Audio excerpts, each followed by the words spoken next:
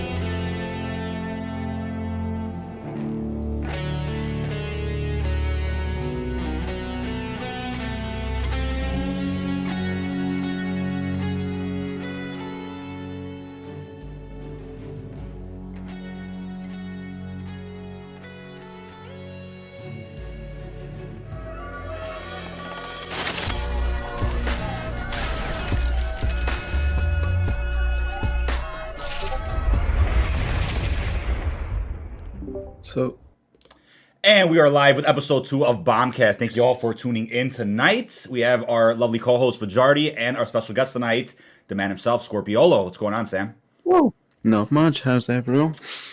Doing great. Luckily, Nightbot woke up because he was broken for a second. Chatbox is working. God bless yeah. the YouTube gods. And everything should be smooth. Audio looks good. How's everybody doing in chat tonight? We remembered to play our intro for Bombcast because last week I just did not remember whatsoever. Yeah, we were so excited last week to just I get know. started. I was like, yeah, I made sure we had the intro ready to go for the first episode. Forgot to use it, but hey, that was our pilot, so had to get used to a couple things. Yeah, if anybody's wondering about episode 1 of Bombcast, you can see the playlist that's still public on the homepage of my channel if you ever want to rewatch any of the episodes. But starting off with Sam, man, how are you doing? How's everything going? What have you been up to? I'm not bad.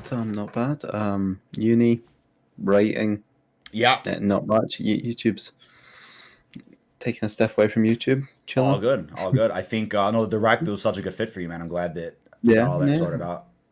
Yeah, it's That's beautiful. awesome. And you get kind of an early taste to a couple of things too. So obviously, you can't share that with many people, but that's awesome. You get that privilege. Yeah, the OP thing. Yeah, I look at your little profile on the direct, and you're doing a lot of shit. You're doing a lot of articles. I do a lot. Yeah. I do a lot of shit. Yeah, that's actually that's incredible. I sent Sam a DM a few days ago, and I said, I every time I see a direct article, if it's done by Sam, I read it. If it's not, You just don't read it. out of that. You just won't read Well, it. yeah, that's what you gotta do. That's great, man. Yeah, but we do have a list of topics today that I was thinking hard about last night because I'm like, it was kind of a slow news week for Cold War, which was strange. Even though I was kind of stepping away for a minute, I had a dedicated video I had to post, COD 2021. But Cold War wise, we all thought the update was going to drop this week, and it didn't. It got pushed back to next week. So we're all curious if April 1st is the actual release of Season 2 Reloaded, since Thursdays are the update days for Black Ops Cold War. Well, the thing is this going to be Season 2 Reloaded, or is this just an update? Because last time there was both. Yeah, that is a good question. Because Season 2 is shorter than Season 1, I want to make an assumption that they've merged both of those together, because they did confirm on their Twitter that a separate roadmap is dropping next week. So I'm like, they wouldn't drop a separate roadmap for content that we already know is on the first roadmap. So it looks it looks like bonuses are going to be revealed, like a Reloaded type of update. Some surprises. Yeah.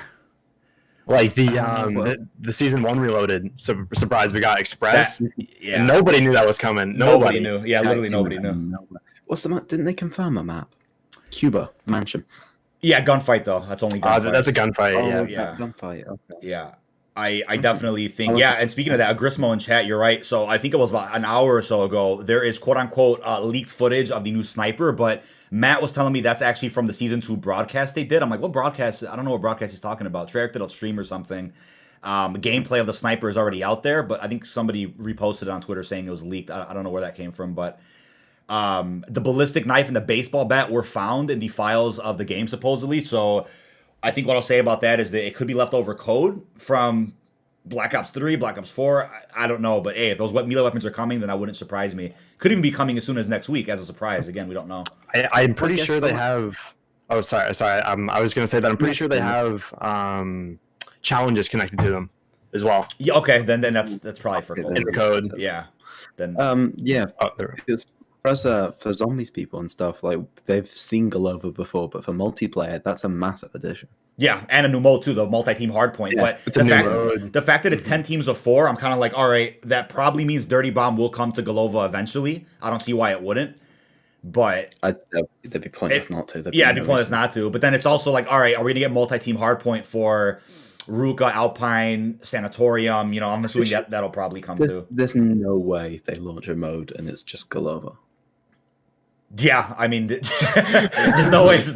I mean, yeah, looking at your beautiful thumbnail that thankfully you made, was it about a week ago? We have the concept art for the 2021 Warzone map from Treyarch, the Euro Mountains, and obviously there's going to be, I mean, there's a crazy list of locations coming to that map. Some of them might not come. Some of them might be leftover assets or play testing locations. They're not going to, go live in April, but lots of fire team, lots of multi-team maps can come from that Warzone map alone. We have Zoo, Stadium, Forest, Duga, Caves. Like, we're hearing about underwater sections, and I'm like, that has me really intrigued for new level design that Treyarch's never really done before for a Battle Royale experience. So I'm definitely looking forward to that.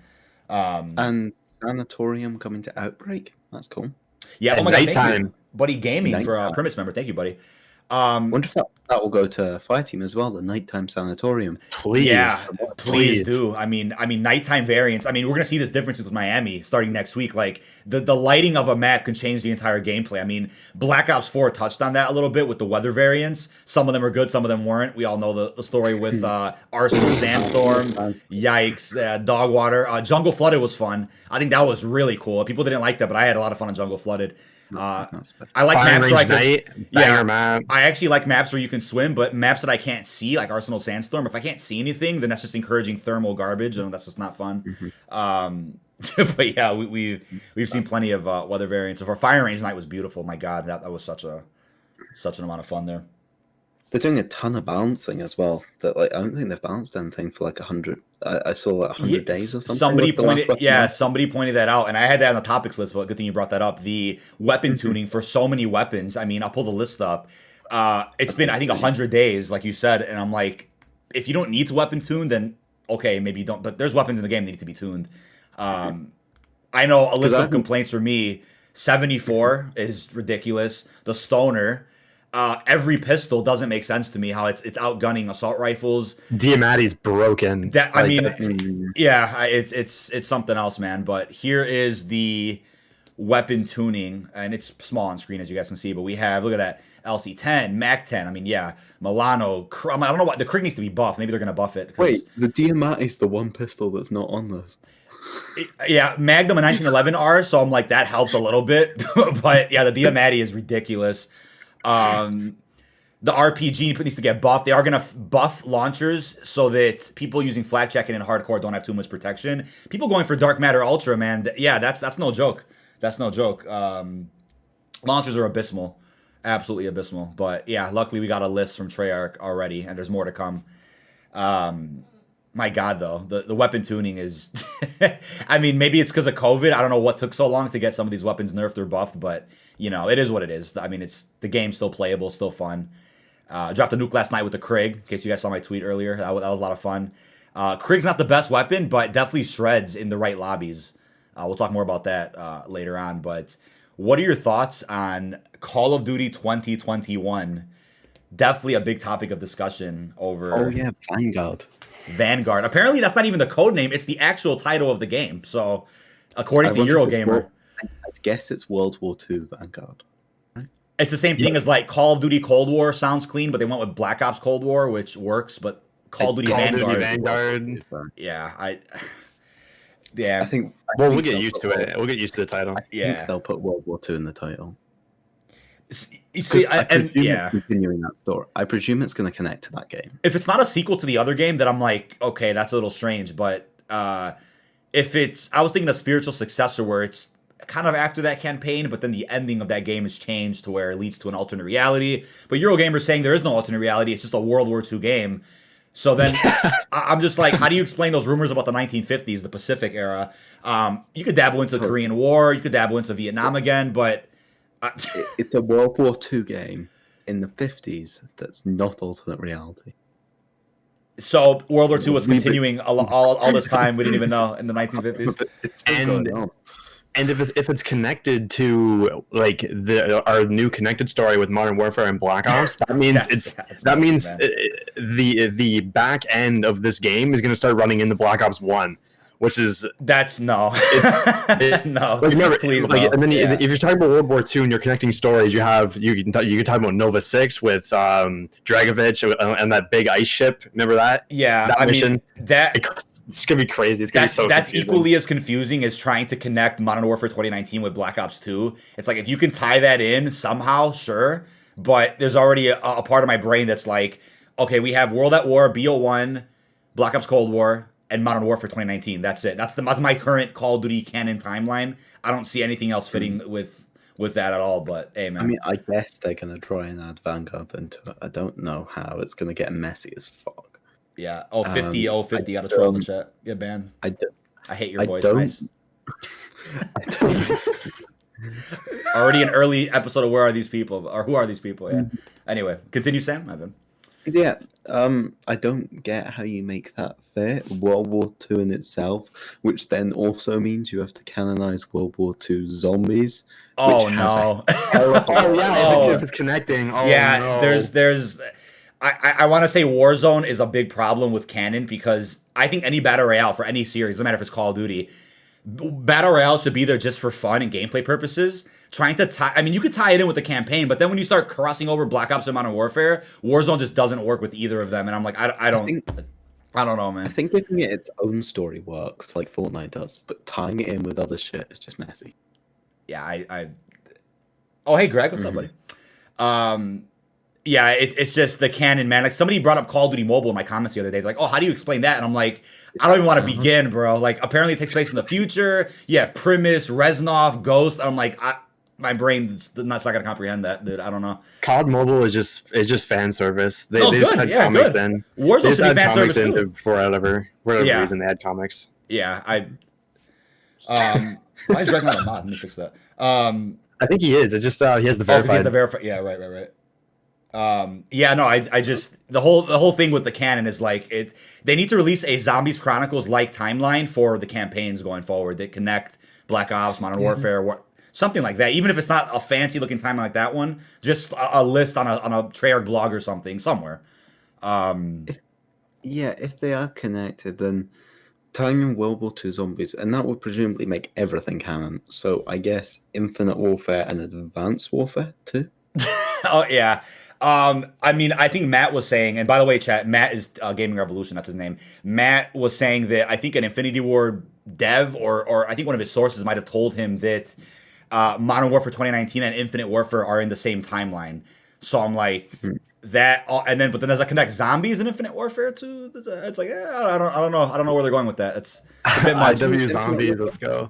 It's hard, man. At this point, it's like we have our head canons and that's it. There is no official canon anymore. That's kind of what we're looking at, man. Straight head canon.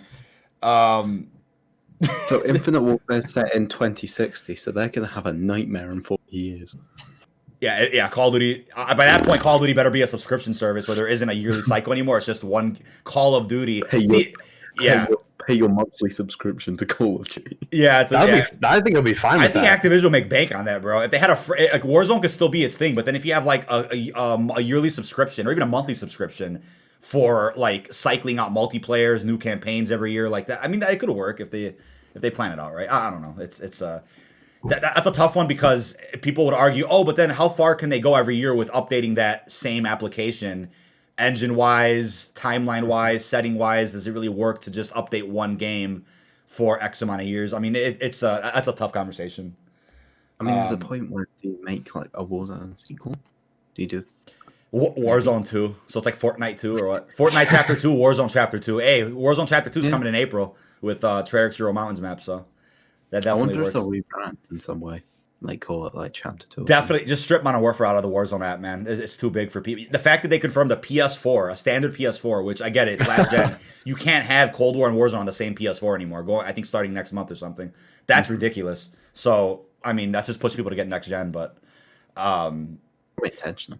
Yeah, it's probably some business scheme, but yeah, with COD 2021 though, I'm confused. Yeah, one thing I noticed though across the board for many YouTube channels, and again, it's March, so it could just be just YouTube in general, but the interest, it seems, for this next Call of Duty looks real low across many people's channels that cover Call of Duty. Not talking about myself, but like million sub channels that usually get great views.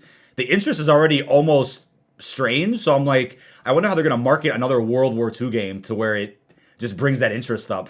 Yeah, because I hate it as well already. Yeah, it's insane, dude. All the replies I've been saying have just been saying, nah, I don't know if it's just because of World War II or if it's because of Sledgehammer or what the deal is. The Sledgehammer's always knocked it out the park, especially after Cornbread and Schofield left. I mean, World War II got good. They made a comeback. It was great. The DLC was fantastic too. Yeah, the maps were great as well. If that had been a game from launch, War Mode was such a clever idea. War Mode, see, that's the thing, right? Remember that rumor? I talked about it yesterday. Remember that rumor about a free-to-play Call of Duty? It's going to have building. It was a Sledgehammer rumor from like last year. So they might just take War and completely expand it for a Warzone add-on or a Warzone LTM with building something goofy. And then if that works well, maybe in Sledgehammer's actual Warzone map, like next year at this point, they'll incorporate some new feature that revolutionizes Warzone and Battle Royale. I mean, I could definitely see that. War was ahead of its time, bro, in all honesty. I'm definitely glad. I remember when Cold War came out, like we had none of these rumors yet, right? So we're saying, I remember I always used to say to you, at this time next year, we're gonna be playing Modern Warfare 2. And thank God, I'm glad that's not happening anymore. I'm so glad because that's just liquid depression. But you want to know? Speaking of liquid depression, that leads me into the next topic, though. See, this is interesting because I want to say and I have that beautiful thumbnail on screen so you guys can see chat. Call of Duty Vanguard concept art. I want to say in terms of where I was last year. I mean, we were all in different places last year, but during Modern Warfare season, I think content was abysmal. I mean, we're talking without Warzone, just straight Modern Warfare. Abysmal. Content was abysmal. There was really little to. It's not because of zombies either. It's more because I didn't like the multiplayer. I wasn't buying the bundles. There was nothing really energizing about Modern Warfare's post-launch season for me, at least. People might have liked it. That's totally respectable. That's respectful. I mean, that's totally fine. But Modern Warfare season was dreadful for content, I think. And I don't think the numbers for multiplayer YouTubers were great either before Warzone dropped. And then Warzone really helped out Modern Warfare a lot and, yada, yada, yada. Brought channels up. They weren't doing well either. Now there's Warzone content creators that are multimillionaires, and that's great. But for me, at least last year, content was... it was a yikes, man. It was almost like, what do you post? Just trying to keep the channel alive, posting at least somewhat daily. And I was always just thinking to myself as like that channel is trying to get you guys prepared for COD 2020, latest news, rumors. I was trying to, keep the energy going. So when Black Ops Cold War finally dropped, I was like, wow, I felt accomplished. I felt fulfilled that I kind of got people prepared for this game. I got people up to date with things, and it felt great when the game was out, and still happily covering it today. But then you think about what's next, right? Sledgehammer's next game, and then Modern Warfare 2 after that. Treyarch to come back to 2023. It's troublesome to think about, where content creators will be a year from now or a year after without Treyarch. It's interesting. Sledgehammer usually offer quite a lot to talk about. Infinity Ward is bad for content. Yeah. Even Ghost was great because of Extinction and because of just like the great celebrity multiplayer maps, field orders, new there was so much that was being offered with that. I think you've just got to have something creative. Yeah, it's the creativity. It's the creativity. It's not Spec Ops. Yeah, Spec Ops is not the answer. Spec Ops ain't the answer. Yeah, but I think everybody was in a tough place. I mean, I was doing quote unquote Black Ops 4 year 2. I made my own year 2. We were doing fun Blackout videos, Black Ops 4 news roundups because there was little bits of content added here and there. The Black Market revamp was beautiful. We had some fun with Black Ops 4 even when Modern Warfare was out. But, we had fun with Warzone content too with Easter eggs and every now and again. But like Sam said, I think Sledgehammer's next game will hopefully be healthy for content creators. But at the same time, maybe Black Ops Cold War could still get updates next year in some capacity, whether it's multiplayer, zombies, Treyarch Zero Mountains map will still be around for some time. So there'll still be some Treyarch energy left, even when Sledgehammer's game drops in November, presumably. Yeah, crazy thing about last year is that, for PlayStation users, if you're on PlayStation, you get a little yearly recap, and it shows you what games you play the most, how many hours. I got mine back in January, and it turns out I played more Black Ops 4 than Modern Warfare last year. Oh yeah, no, I believe it. I believe by it. A huge margin, by 500 hours or something. It was crazy. The most I played Modern Warfare in a sitting was campaign, and then I know when Rust came out, I love Rust, so I played Rust. I think I had a great time with Rust during season 2, and that was it. Yeah, I never played much Modern Warfare multiplayer. I couldn't get into it.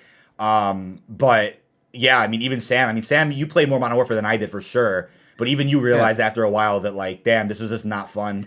It just it was. I think it was fun at first, but the biggest problem it was so repetitive. Yeah, I did get burned out on it. I wasn't a fan of TDK either. It just felt like I was playing hardcore. I didn't mind the TDK. I think about halfway through the year was when I kind of just got really bored of it. Yeah. Spider-Man, good point too about Rush Hour. Yeah, I tried to keep the channel alive with consistent content that would attract new people to hopefully find the channel. But then Rush Hour was a fun series that I did and completed. All 8 maps of Black Ops 4 Zombies were featured in Rush Hour. A lot of fun with that series, and I made it out of passion for the mode and passion for the fact that Rush didn't get enough attention. Had nothing to do with the views either because they didn't get much attention. But the videos were really fun to make. Sam was a guest on one of them. I think the premiere actually, Blood of the Dead. And that playlist is still available on my channel if you guys ever want to see it. Yeah, that was an experience, man, doing Rush Hour. Jingle Hell's Hour coming soon. Oh my god! If Rush came back to Cold War Zombies, maybe I'd bring the series back somehow. I was thinking of doing it for Crank, but Crank was an LTM, so I'm like, how do I? Is it gone? Yeah, you just instantly gone after season 1. It's just gone. I can take it out of public, but what's the point taking it out of private? I don't understand that either. Yeah, I mean, and Rush was convenient because if I killed myself in Rush, I was able to spectate. Whereas in Crank, you come back every round, so it's it wasn't also suitable for a spectator. And you also just want to kill yourself anyway by the end. Yeah, exactly. But also speaking of a scary future for YouTube, I know Nero Cinema, a channel that I watched quite frequently, stepped away recently. Prestigious Key posted a video earlier, kind of sending a message to him like, look, man, don't take it too hard. Maybe something's going on in his personal life, so he stepped away. But Call of Duty YouTube, I want to say, is definitely drastically changing, whether it's for better or for worse, over these next few months. And it already has. I mean, some Zombies channel stepped away a couple months ago. We have traditional Call of Duty channel stepping away now. So that's why I said, I'm very curious, after Treyarch cycle's over, what is the Call of Duty scene going to look like on YouTube? If it's not Warzone, what is it going to be? Lots of people are zombies, the zombie side as well. Zombie side, yeah. I mean, Greg's still doing daily zombies. I mean, props to you for keeping that alive. But Zombies channels too. I worry for people that just do zombies, especially when a Sledgehammer Infinity Ward game drop. It's what do you do all year? I mean, especially even this year with Treyarch's game. Sure, there's content, but because of COVID and whatnot, zombie-specific content is definitely at a bit of a weird stage where it's you're still getting that same 3-month gap in between survival maps, but then we're getting this Outbreak content that people aren't really a fan of. Zombies is in a weird boat right now too. Outbreak has so much potential. Yeah, but just not enough there. I feel like every game is the same. Plays the same. Maybe with the inclusion of the Easter egg, which somebody in chat was asking me about already, will the Easter egg drop in Season 2 Reloaded? Maybe Sanatorium is what they needed before dropping the Outbreak Easter egg. Now that Sanatorium's coming next week, maybe they'll say, hey, the Easter egg's already done. It's already developed ahead of schedule. Let's drop it in Season 2 Reloaded, and then Season 3 could bring us, DLC to Berlin and whatnot. Maybe that's the plan. Just know it's going to be just like the Torture Path. It's going to be... Well, I mean, the thing is, Sanatorium's only bringing, again, one area, one new objective, one area that's in the cycle or the loop of, Ruka, Alpines, and Golova. It's not that much content. So if you're zombies only, I'm like, there isn't much to cover with Sanatorium. So maybe this roadmap dropping on Monday is going to blow everybody's minds with a new zombies mode or a new Easter egg, DLC 2. Surely a new mode. Surely something like Crank, something on level of Crank. Grief could come any day as well. I mean, we're handling open world zombies. Why not a 4v4 mode on like D Machina and Firebase? They could definitely do that. Yeah, I don't feel like the actual maps are getting that much love. Like, there's... What's it called? There's Onslaught. Which PlayStation exclusive, so I don't expect it to get much love either. and there's Outbreak. But they're not adding much for the actual zombies map. Yeah, it's... I mean, Fajardi didn't even boot up Jingo Hells. Single time. I didn't play it once. You didn't miss anything, bro. There is nothing to do in the mode. Like, you can't do anything. It's just there's no mystery box. We played a match, didn't we, TK? And yeah, on stream, I think. We got to like round 50, then we were just like, we might as well just die now. Yeah, and I'm like, there just wasn't... Like, it was cool. Like, you see Santa spawning at the beginning. There's snowballs. There was cool power-ups, too, like Naughty or Nice. And I'm like, but besides that, the substance... wasn't there. Like, they would have at least reskinned the Easter egg with like Santa hat megatons. Okay, some creativity, but you couldn't even do the Easter egg. So it's like, I don't know, man. It just wasn't. It wasn't appealing to a lot of people. Yeah, it's never. There was like, I don't know why the Easter eggs have to be disabled. I don't either, man. I that's another thing that maybe they just needed more time to play test. But overall, what do you think? What do you think about zombies this year, Sam? How are you feeling about the new controversy with easy Easter eggs, not many maps, and what about only seeing three more DLC maps for the zombie season, and it'll be stuck at just 5 total? How do you feel about that? Well, starting off with the Easter eggs thing, I think as much as I can see why the hardcore community doesn't like it, it's the right decision. Business, because for sure. Yeah, because like, as much as like it sucks for the hardcore players, you've got to appeal to the masses. Like, you can't choose one community over the other. You've got to go with the majority. Oh yeah. And if the statistic of number of people playing Easter eggs is as low as they say, then I definitely get one. And I'm shocked about that number. They said, what was it, 1% or 2%? I think 2%. I wonder if that's why there's not Easter egg achievements in Cold War. And that's a whole other can of worms too. First of all, no achievements. That has me heartbroken, bro. That's one of my favorite parts about a new zombies map, when the achievements leak out and you're like, oh my god, what is that wonder weapon? What is that Easter egg gun, bro? Like the tagger, dude. I was in class, bro. Listen to this. It was like, what was it, 2 years ago now? I'm in class. I'm sitting there doing an assignment or some shit. All of a sudden, I think Fajardi might have sent it to me. Tagger and achievements leaked on PSN profiles or something. I'm like, yo. And we see the achievement list. I'm like, bro, what does that mean? Oh, dude, Easter egg, Tundra gun, snowballs. I'm like, dude. And we were all flipping out. And then the achievements alone is like a form of marketing, hyping somebody up for a new map. And I'm like, that's gone now. And it's really, really sad. That broke my heart when they got rid of them for Firebase. I'm like, what? I'm like, what are you doing?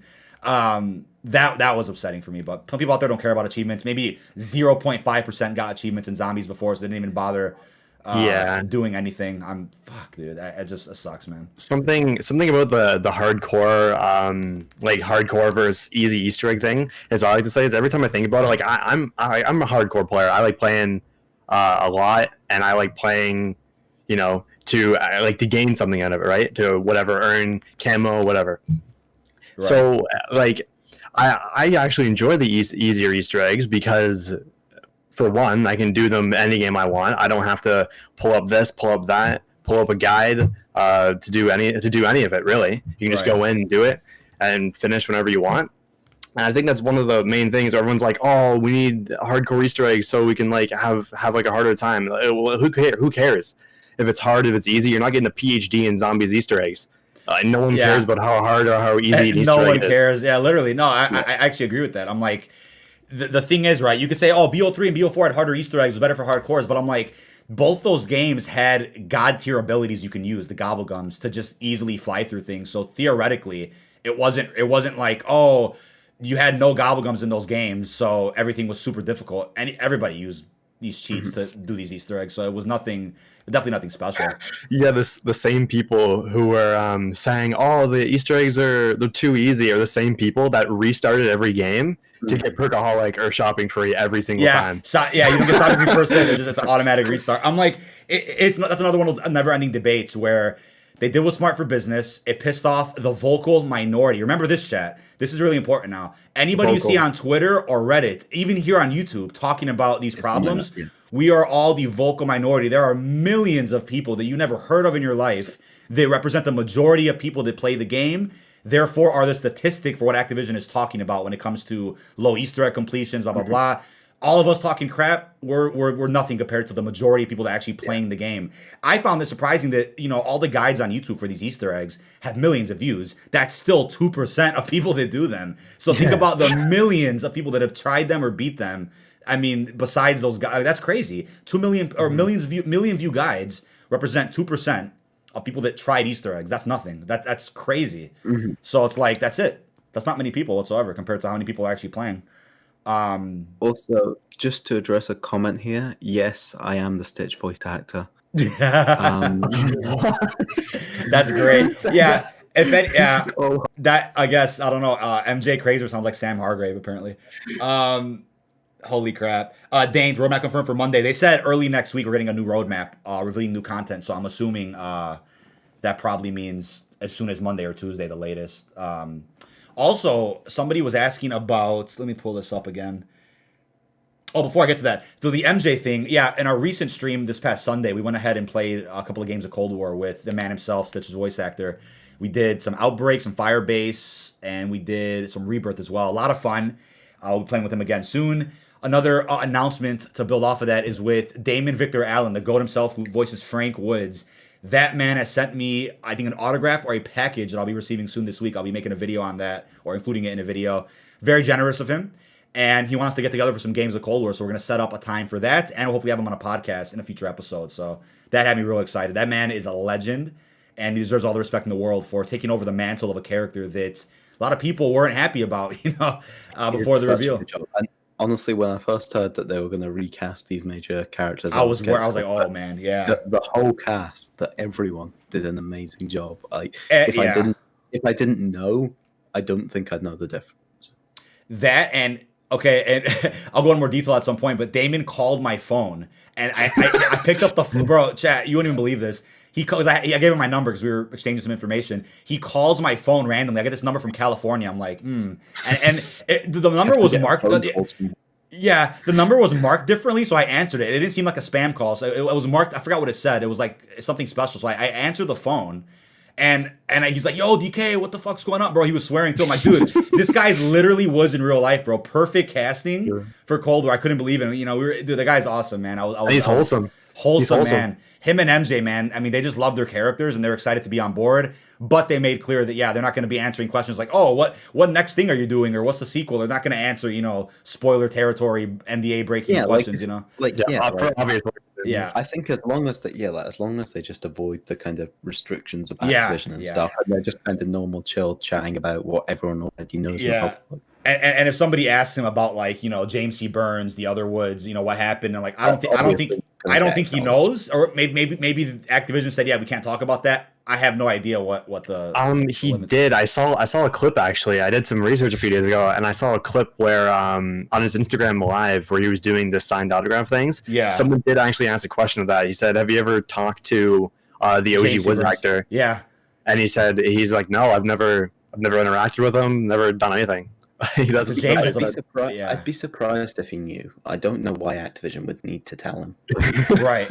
I genuinely believe that the answer to that question is not Kowloon. I think Kowloon played a small part in that because James got in trouble, but that's not. I don't think that's the main reason why they're recast. They're not going to fire the guy over that. Yeah, I think it was truly because the original plan for COD 2020 was a Black Ops hard reboot like Modern Warfare, so they recasted everybody, but then they changed their mind like mid-development, said, "Oh, you know what? It's a sequel to Black Ops 1. Screw it." But they already had people signed on, contracts were signed. What are you going to do? So they had to stick with the actors they had. So be it. It was a tough situation probably for Activision. I think there's also the thing as well where the reason, if they brought him back, then you kind of have to bring everyone back. And Sam Hunt, I'm sorry, what's his name?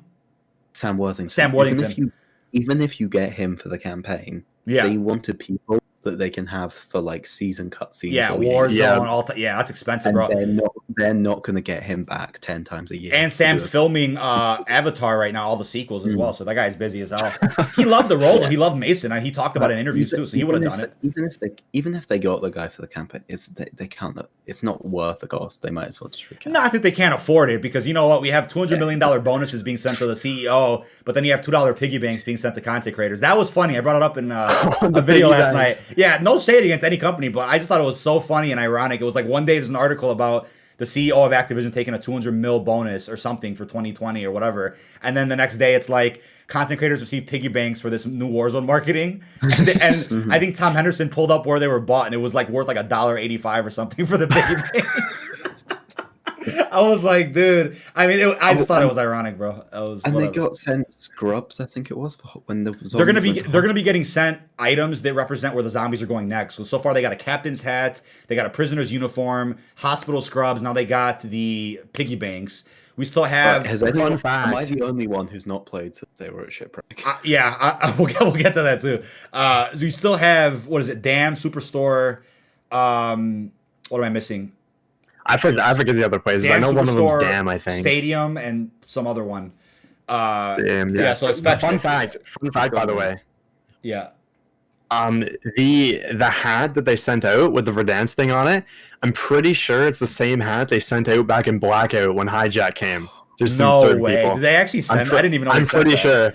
No way. Oh, yeah, they sent the captain's hat to a few people. It wasn't like this big thing. Bro, that's actually funny. I mean, first of all, I think Sam called it out. It was like, wait, Blackout got more map updates than Warzone at this because they had Hijacked and Ghost Town, two massive areas. Verdansk has had one shipwreck. That's it. Besides that, you can't consider opening up the stadium a new location either, or the subway. I don't even know why they're up. The only thing I can guess is that the new Warzone map is further away than we think, because I don't think they now if it was about or I was gonna say they should have just had new location added every season for Warzone, and then by this point it would be like, all right, we've had quite a few updates, new map locations. I think a location a season is reasonable. I really don't think it is reasonable. It is, or at least get rid of an area, replace with something else, Fortnite style. I think they've just counted these opening up of the bunkers as new locations when they're really, or the secret subway underneath, or the stadium opening up. That's probably what they. Yeah, that's likely. I think you can count the stadium. I think you can count the subway, but that's really not a lot. Yeah, it's.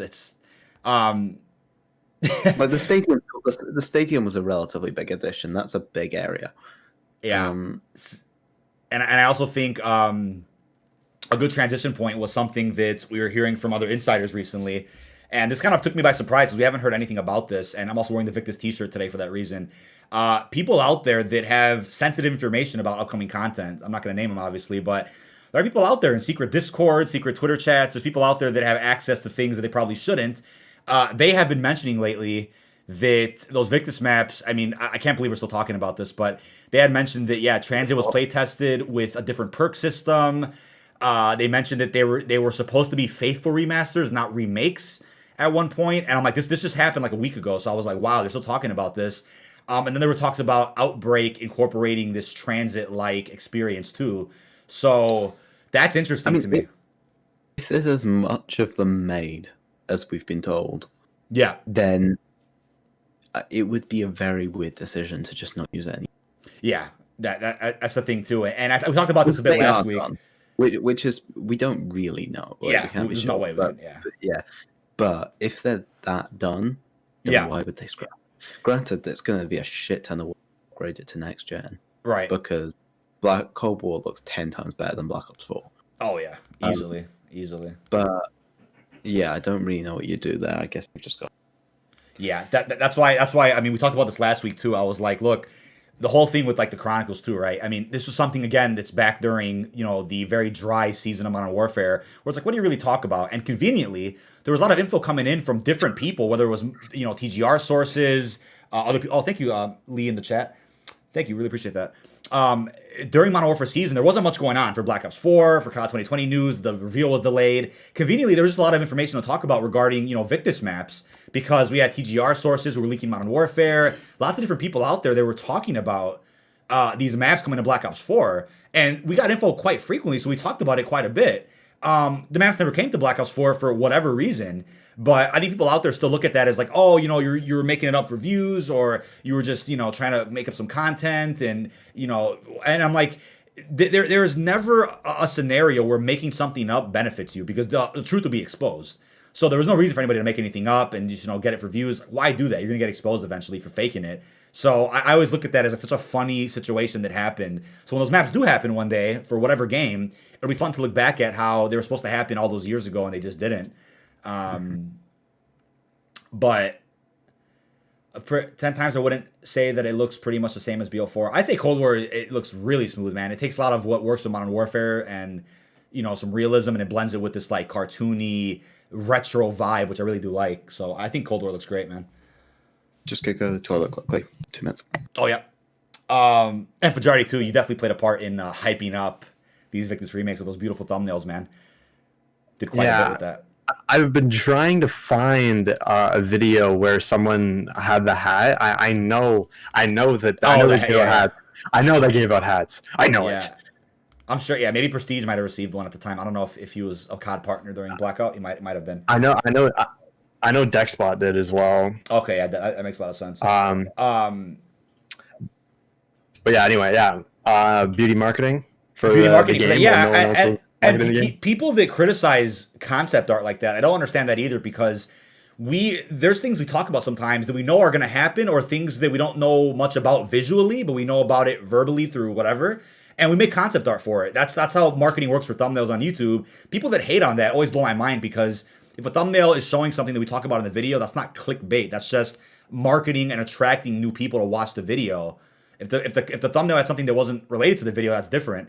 But another big point too is in regards to the whole thing with the Victis maps, it seems like people are getting obsessed with, oh, we got to see the remake, we got to see trans, we got to see this. It's like, will they really like it that much when it actually does happen though? Like I always look at that. It's like people want stuff so bad, and will they actually play it when it releases? Why would they remaster it? That doesn't. I don't see that making sense. Like those are like, beside Buried, some of the most hate. Oh. Buddy just. Oh, his mic died for a second. Yep. No, yeah, Buried was faithfully remastered perfectly in Blackout, and it looked great. It looked great, but Transit Diaries, I don't know if that would work, mechanic wise, but Chad, it's like I always say, and I've said it many times before. It's like everyone that has talked about it last year, the whole Chronicles 2 thing, we're tired of talking about it, and we're gonna be excited when it actually happens. But the good reason we're tired of talking about it is because we bring it up, like we hear new information, updates, and people are like, oh, you're fake, it's making it up, it's BS. But then we don't talk about it for X amount of time, and everyone's like, oh, what happened to that? What happened to this? And it's like, you just can't win with these people that, want to talk BS about it. I think if a Chronicles 2 happens, it's not going to be like going back that far. I think it'd be the BO3 map. Yeah, I know. It's funny how, like, we are actually 5 years or more than 5 years out from the release of, DE, Shadows, yeah. So theoretically, the remakes could happen for those maps too. However, that's crazy. It's crazy to think about. It is crazy. It feels like it was yesterday, and I'm just like, I still don't want to play the maps either. I don't want to play them. I just feel like I played BO3. I think I played BO3 so much that like I don't know what would want me to go back to those games. Like, people that hate on like the current Call of Duty and what Cold War is doing, like, oh, just go play BO3, and I'm like, how do you sit there and play a 5-6-year-old game? Unless you just got the game recently, I understand. But how can you still be on that to this day, doing garage Easter eggs, Revelation speedruns? That's There's your thing. Nothing to do on there. I just have no desire to play something old when there is so much new being offered right now. Why would I want to go back to those games? Zero motivation to do that. Custom maps once in a blue moon, but not every week either. Revive, going back to Blackout it was a blast. I plan on trying it out on PS5 to see how smooth it runs. I don't think it runs that smooth, but Blackout's fairly new, so that's different. And it's Battle Royale, so you can get some enjoyment. BO4 is one of the games listed with issues, isn't it, on backwards compatibility? Yes, yes. I think it was the lighting. Something with the lighting. It's one of the only codes that are listed. What's up? Taco said something. It was something about the lighting's like bugged or something. Like it's shadows like too bright or something. Or it's too bright. I definitely think I'm tired of that conversation I see every day on Twitter, Reddit, but that's never going to end, where it's like something new gets announced, they're trying to move the series this way, but you have people that are looking the other way for no reason, and I'm like, I I don't see what enjoyment you get out of that whatsoever. It's like I barely have time to play as it is most of the time. So if I'm gonna put some time into a game, it's gonna be something new, not something that's 6 years old that I beat to death. You know. And so many people are complaining about zombies this year. I've seen like It's weird. It's weird. So many people are complaining about how easy it is. And I just think, even though these mechanics that make it easier are there, you have every option not to use them. Like literally, you just cannot use it. Yeah, you could just not. If you just don't buy armor and you just buy maxed out jug, then you've got a classic zombies. Right. My thing with zombies in Cold War is that I do like everything about the gameplay, the new improvements, the new additions to the gameplay. It keeps things fresh. My thing's really the atmosphere with Dimashita and Firebase. It's not I boot up to them and I'm like, it's not like crazy appealing. We play a map, to be honest. Yeah, it doesn't feel anything. There's something about that. It just feels a little weird atmosphere-wise, but it's not gameplay. It's not even the easy Easter eggs. I don't care about that. Gameplay's amazing. Yeah, it just doesn't. I think here isn't zombies. Yeah, I think Firebase definitely lacks an atmosphere, but I definitely get a more creepy vibe from D Machina. Yes, yeah, because of like the doors opening by itself. When the doors are out, yeah, the doors open by themselves. That fucking line. Yeah. Yeah, no, I definitely look at that too, and I'm like, atmosphere-wise, Black Ops 3 hit the mark, Black Ops 4 hit the mark. Cold War, I think, could still hit that, and the reason why, people forget this, chat, really listen up to this. Firebase was originally a launch map, right? It originally was, according to what we know. So, the fact that Machina and Firebase feel relatively similar, atmosphere-wise, kind of gets me excited for what DLC 2 will feel like, Berlin, because that'll be the first actual separate zombies map from what was being planned for launch. Yeah. Also, Berlin looks gorgeous in the campaign. It looks gorgeous in the campaign. The calling card looks amazing for it. That shows Sam walking through Berlin. There's, the German bad dudes walking around. That looks interesting. So they could do a lot that's innovative for this Berlin map. And then, and the thing, if Berlin as a map is a banger, it just proves the point that, Firebase was going to be a launch map. They tweaked it a little bit for DLC 1 to make it a little bit, better from what it was originally going to be. It probably was going to just be maybe the village or just a part of the laboratory section, not the whole thing. And then they added to it because it got pushed back to DLC 1 because Berlin wasn't ready at the time. So maybe that's what happened.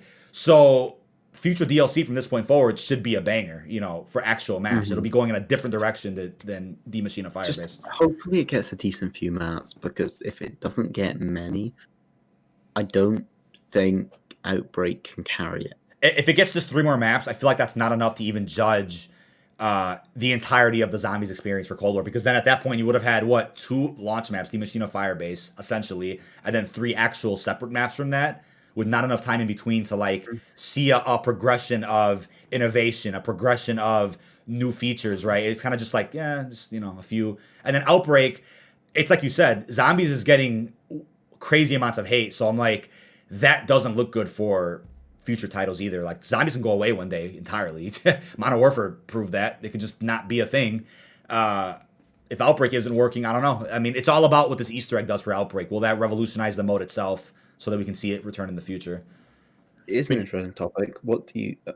go on before I switch. I was going to say something about how, I think Berlin has a lot of potential to be a merge between Shadows of Evil and the Shadowed Throne from World War II. I think it has a lot of potential to be like that, especially if they nail the color palette with, certain lights and spots of fire. I think it would definitely have a lot of potential in that avenue to be. They need to do it. They need to do it where we have that. What was that feature from Burger Town Zombies Advanced Warfare, where you have survivors you have to save and shit like that?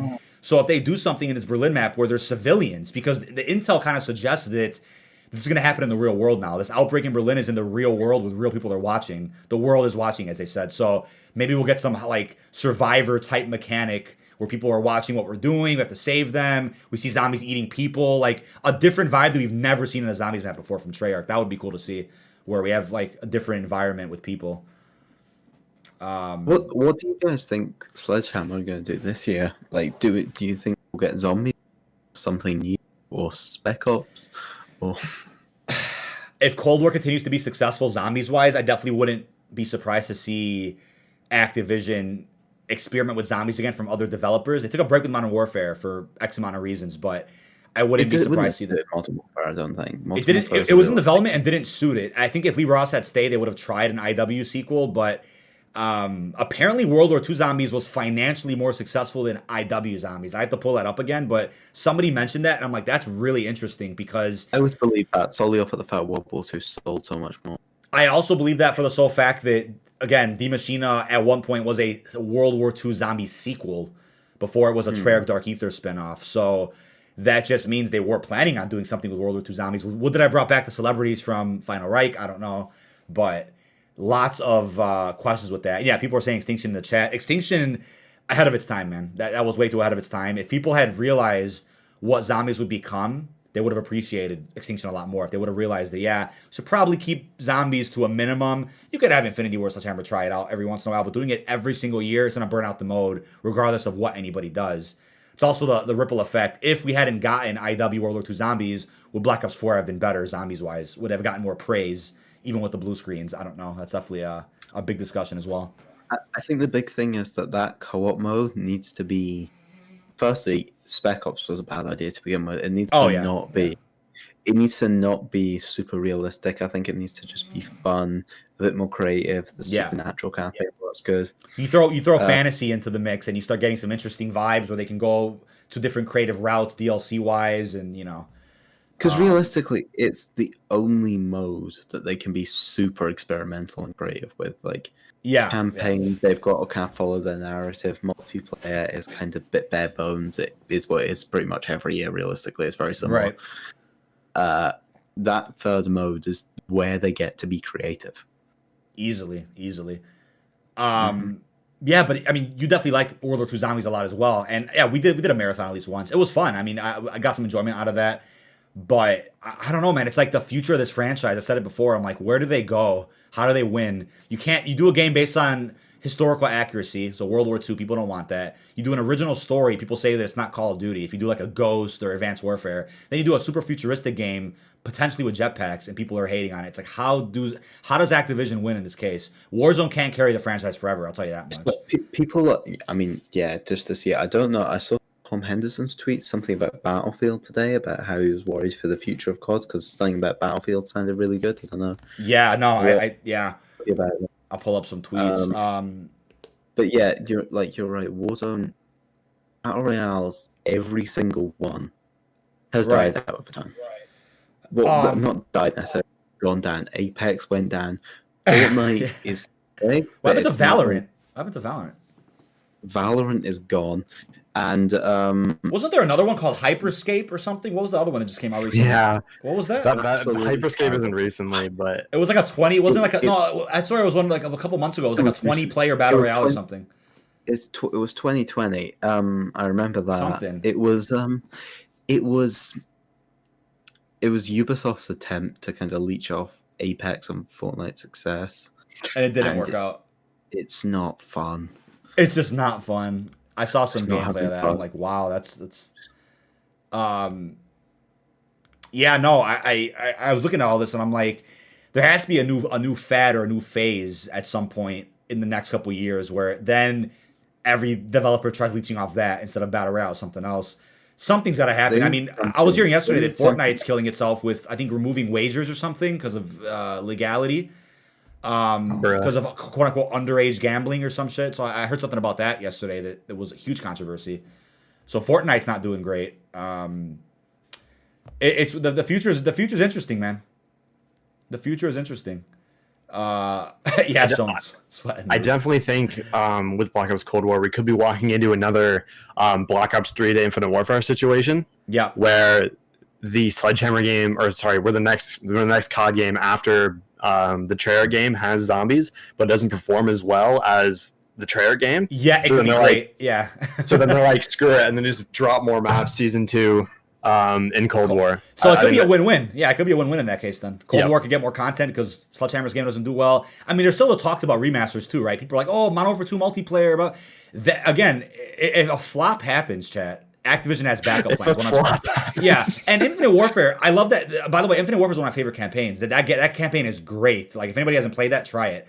It's different from the multiplayer. It's a great story in the campaign, very emotional actually. That game didn't do well financially. So Modern Warfare 1 remastered, Black Ops 3 Year 2. World War 2 was doing great, and they still did a Black Ops 3 Year 3 and other updates as well across the board. So interesting. It's very interesting what's going to happen. But just to put the idea out though as well, this year, if they're doing another historical game, if Modern Warfare 2 MP is ever going to come, this would be when. Yeah.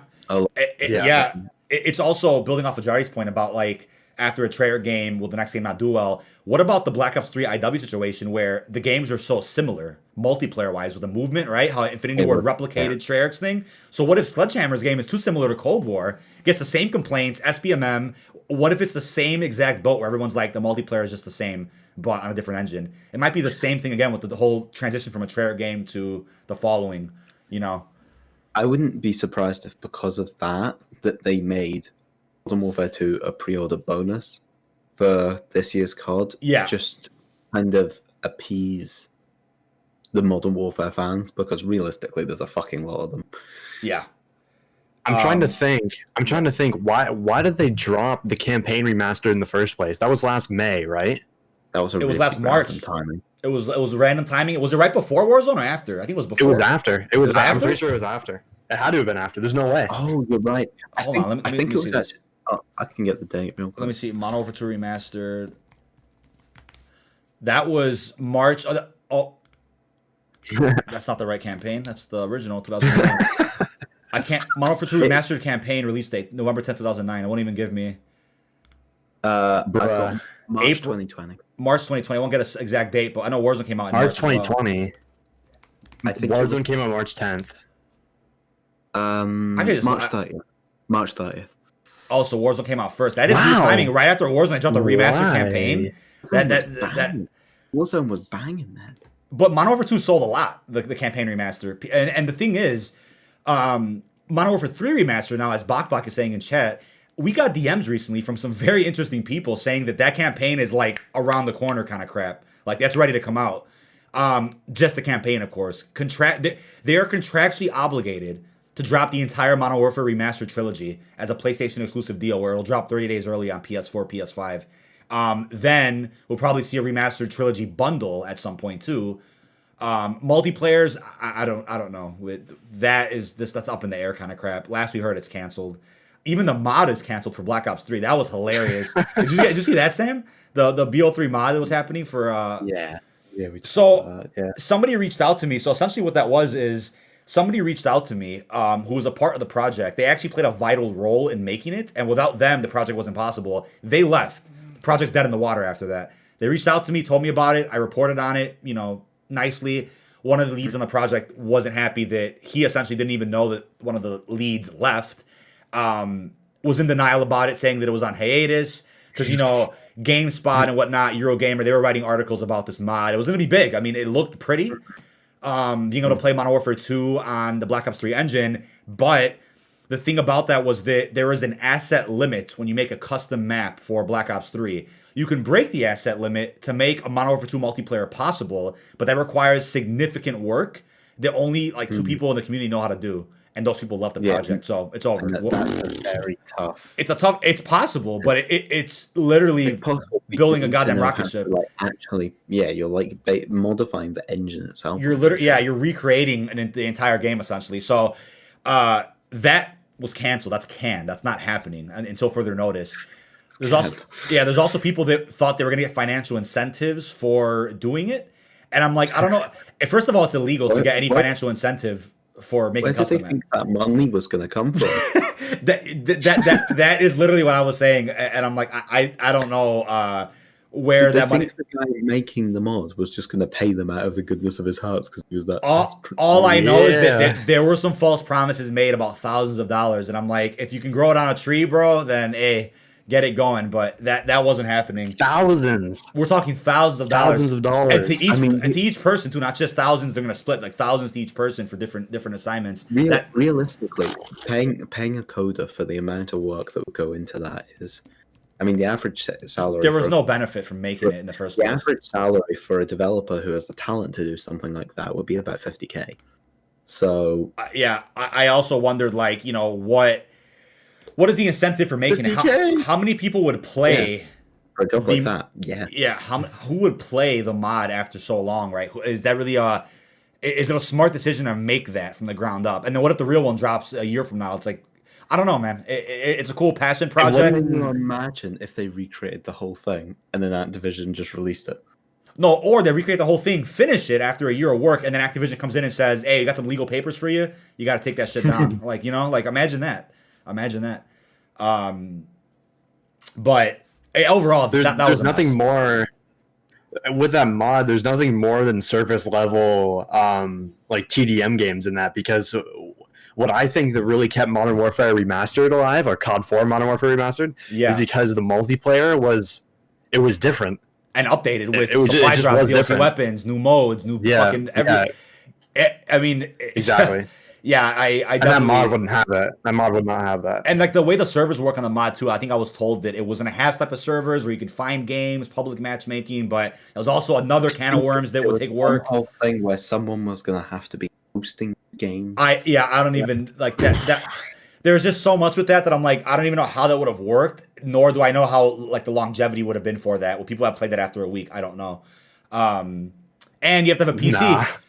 And again, when they announced it, it was like smaller demographic. You have to wait, and you got to own Black Ops 3 on the PC, which costs some money still. So it's like, I don't know, man. It sounded good on paper, but execution wise, I don't know if that would have worked. I mean, I don't think even if they finished it, I think it would have been a buggy mess. Yeah, that was something. The better alternative. Yeah. The better alternative to all of that is what is it called? I think it's called IW4X. It's like plutonium. Like, remember plutonium for Black Ops 2? Yeah. There's basically that, but they have it for Ghost, they have it for that's Modern ideal. Warfare 2, Modern Warfare 3. Yeah, just go on that. It runs good, looks good. I mean, it plays well with servers. I mean, we tried a lot of plutonium BO2 recently. Or not recently, but about a year ago. That was fun. It works. But yeah, I mean, yeah. So Sam, besides Direct, I mean, you've been doing a lot of great work with the comic book side of thing. Call of Duty wise, what do you see for the future of it? Do we want to get back into streaming videos again? What would spark your interest? What are you thinking in terms of? I don't know really right now. Obviously do a lot of work with the Direct. Not full time, part time, but yeah, I do quite a few articles a day. Hey, apply for Charlie Intel, bro. They just lost their lead writer. Apply for Charlie Intel. Yeah. Yeah, I mean, I'd be interested in coming to COD down the line, maybe. Yeah. For like, I'm more like on and off with COD. I've got something that interests me. I'll get on the channel and make it. Yeah. But I don't have the dedication to kind of power through the kind of tougher periods of it where there isn't so much to talk about it. Yeah, that's something that I find interesting about Call of Duty compared to like Battlefield or other games. Call of Duty and GTA, I think, are the only games where you can survive like quote unquote dry periods where there's not much going on. A dry period for Black Ops Cold War has been like us dry, like what, 2 weeks without much news, but there's still stuff to cover. But other games, like if you're a content creator for other games, I'm like, I don't know how you could survive that much. That's why zombies only content scares me. I'm like, I would never go to that route. No. Borderlands. I think Borderlands. I think I'm unfamiliar. Yeah, you're right. Because Queen did a lot of that. Queen did a lot of that. There's streamers. There's streamers I watch to this day. They're still playing Borderlands 2, getting 3,000 viewers. Like, it's crazy. No, that's I'm very unfamiliar with that series. That's good. That's 200K a vid. Like, it's crazy. If you're one of these channels that can just that can thrive off just posting gameplays, then you're set. And that's the thing, Chad. I said this last week. I'm like, this Warzone game a day. This is the new trend with, and again, and there's reverse boosting involved in this though, which I understand. So what these Warzone content creators do, this is the layout of their content. The formula, I should say. That's a better word. The formula. There we go. You stream on Twitch. You're successful on Twitch. You make thousands and thousands of dollars off Twitch subs, donos, 60K a month, whatever, crazy numbers on Twitch alone. On YouTube though, you take a Twitch highlight from a good match that you played. You convert it into a video. You hire an editor to do this, by the way. You then record a 20 to 30-second intro about what the title means, whether it's outlandish, BS, clickbait. You talk about the title for about 20, 30 seconds, and then you play the entire Twitch highlight after that, which is a full game of Warzone. 20-minute video, banger watch time, banger views. You're a multimillionaire in a couple months. That's what these Warzone content creators have done. God bless the grind they're on, because I know the grind's not easy. They hire editors, they got bills, but that formula of Call of Duty content to me is very interesting because people complain about originality, they complain about clickbait, and then you see the same videos posted by the same 10 people covering Warzone, like, oh, this new broken gun, or how to get easy lobbies, and it's just a Twitch highlight video. That's all it is, and it gets views. So I'm like, the COD community has no idea what it wants in terms of content creators because they're supporting that, but then they complain about like news, clickable titles and shit. It's interesting to me. It's a fascinating situation with Call of Duty content. It's obviously easier said than done. With like, I'll just have a ginormous Twitch channel, Oh yeah, no, definitely. Oh yeah, and that's another thing too. If it was that easy, everybody would be doing it. Obviously, Exactly. It's also hard to get the gameplay. So I respect them for sitting there, either reverse boosting, playing for hours a day to get their footage. Luckily, they usually play in groups with good players. They're also content creators, so they all get good. They all pretty much record like the same match and get the good gameplay out of it. So their team is cracked on G Fuel. Yeah, easily. So that's kind of what is going on with that. That's the new era of Call of Duty content now, which is, and that's interesting. I mean, if that works, if that continues to be made, then hey. So, because I think on the zombie side, I think Outbreak is so close to what I wanted zombies to be. Yeah.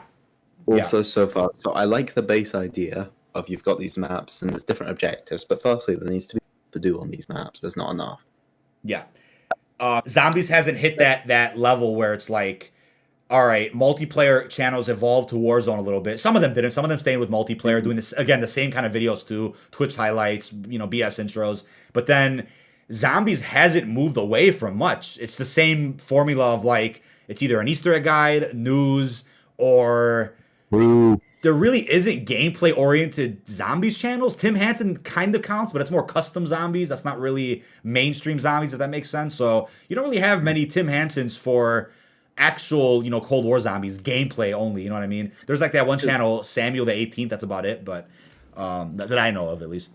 Because the one thing that I thought they could have done with Outbreak that could have turned it into that, yes, is if I would have liked something where your progress would save. Yeah, or PvP. If it had PvP in it, that would have been interesting. Literally playing Fireteam while there's zombie objectives. I generally, these games like The Division, Destiny, where upgrading your gear is a lot of effort. Yeah, takes a long time. Borderlands too. But for zombies, I imagine like a zombie thing where like getting like your guns up to like rare tier and then gold and then legendary and like maxing your guns out isn't just like a half-hour process. That's like a grind. That's what I think happened. Yeah. Noah J makes good zombie gameplay content. Yeah, I brain farted on Noah J because he does a lot of. See, I also respect that. Like Noah J, I don't always agree with his work ethic or the way he titles videos. It gets to me sometimes personally and emotionally when you see somebody like that, big channel streaming DLC 2 main Easter egg Outbreak completion, and it's literally a lie. But then somebody out there would stream like getting ready for the next Cold War update, and then I'm getting hate for like, oh, the update's not on a Sunday. I didn't say it was on a Sunday. I'm just streaming getting ready for the update, which comes in a few days. You know what I mean? That double standard gets to me, but I really respect Noah's ability to play the game that much, get gameplay. He's good at games too. It's another thing. You have to be good at games on top of that too. I respect all of that. I mean, his ability to do 3 channels. So I envy channels that just are motivated to keep going. I'm motivated every day. I love what I do, but channels out there that are so much bigger have a lot more responsibility, content wise, and they keep doing it. So bless them. But these channels don't have to work anywhere near as hard. Oh no, they don't even. And that's the thing too. I also respect they don't even have to work like that. They can hire an editor or whatever, and they don't play their game or they do a stream. They send that editor the link to their stream, and then they cut it up into a text bed. Yeah, which one day I think this is like a vision of what I would want to do with this channel one day is still do the podcast, still do at least one stream a week that's gameplay oriented. That's 2 things. But then video wise, I would love it one day where maybe I only have to do a commentary and then somebody can mimic my editing style, lay it out quickly, do that for me. And then maybe Fajardi could teach somebody, his ways with graphics. Him and Lucas can teach a new person and kind of like, and it's almost like passing on the knowledge a little bit. And then they can handle graphics. And then him and I can invest in something else, a different channel or a different business. I have visions and ideas for how to evolve one day from what we're doing now and kind of move on to the next thing. You know, that's kind of where I'm at in a headspace right now. But hey, we're about an hour and a half in. We have a special segment of who are these people? Because like last week, we have some fun comments to read. And again, whenever our guest comes on, I always ask them, if you have any comments you want to read through or tweets that you found hilarious, feel free to bring them up. I have some to start though. Let me pull them up real quick. Yeah, I mean, I love this part of the podcast because we get to address things that don't make any sense, but also respond to things that I probably maybe didn't reply to on a tweet, or anytime there's drama on the timeline, I'm like, let me just delete it at the end of the day. If there's like me responding to somebody, not even worth keeping on the timeline. It doesn't look good for, potential sponsors, doesn't look good for the community. Get rid of all drama, but we'll address it always here in an episode. So let me pull up the correct page.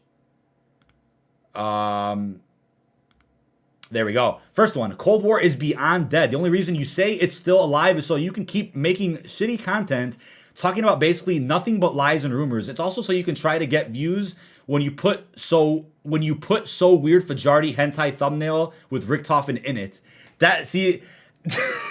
Hold on, man. This has to be somebody we know. Again, it's somebody we know, I was 100%. sitting there trying to figure out who the fuck hentai. Yeah, Which thumbnail? Yeah, that's another thing too. I've never put Rick thumbnail ever. Yeah, you actually haven't used that model once. So if we look at my channel of content, right? Go through it. Look at these beautiful thumbnails, by the way. Look at somebody, anybody in chat, if you feel this way, that as the comment said, pull up any one of my videos. Please tell me what's a lie or a rumor that isn't true, or tell me that Cold War is a quote unquote dead game. I feel like at least more than a couple times a week, I'm able to bring up lots of different topics, make different videos. I don't feel like the game is dead. You can disagree with that, totally fine, but I've never addressed lies or rumors in a video. There is one video I made, which is all the way down here. Where is that at? It is right here, 87K, banger vid. The next Zombies map's revealed. This video is the only video right here, as you guys can see, where I addressed a fake rumor on Reddit that I thought was hilarious, and I made a full video on it. And I said it from the beginning of the video, and it says it in the description, pinned comment. That was a fun vid to make. That's like a one-time thing. I barely ever do that, where I address a fake rumor and whatnot. But everything here is, like, for example, this roadmap video. I have two of them right here. People are commenting like, oh, fake, or, why you clickbait us with a thumbnail. And I'm like, all of that content's dropping next week. What are you talking about? What is the clickbait? All of that on the thumbnail's coming next week. It's from season 2. I found that hilarious, but we got some other ones here. I just gotta say one last thing. That one tweet, there's no way that's somebody random. Oh no, there's no way. There's a person named Shiva. This person used to comment positive things on my channel, like, "Oh, can you help me beat dead ops?"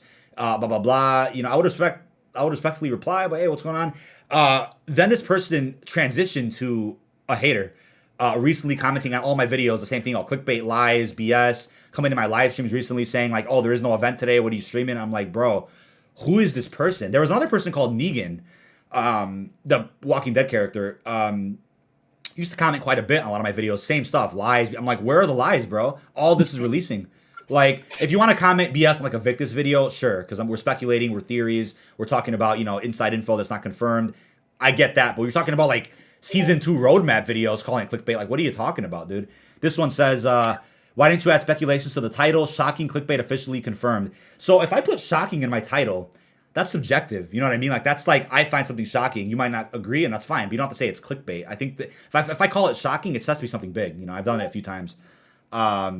Haven't seen a lie yet. Thank you, Spark a Lot Productions. Appreciate that, man. You didn't give him enough attention. I know, right? It's like, and the point of this segment is not to give him attention either, but I think it's just funny to address, BS once in a while. Not many people do this. What else do we got? Not a fan of gaming. This was the last week. Not a fan of Gaming Revolution. To be honest, most things he says are complete BS. Honestly, at this point, I only watch his vids from time to laugh at hard. He tries to make clickbait rather than actual content with substance. Yeah, Sam knows this. We talk to Matt every day. We're all in the same chat. Matt hasn't really clickbaited, like, with that definition of actual clickbait. I want to say since, God, like, what, BO3 IW, before he really, like, I don't know, man.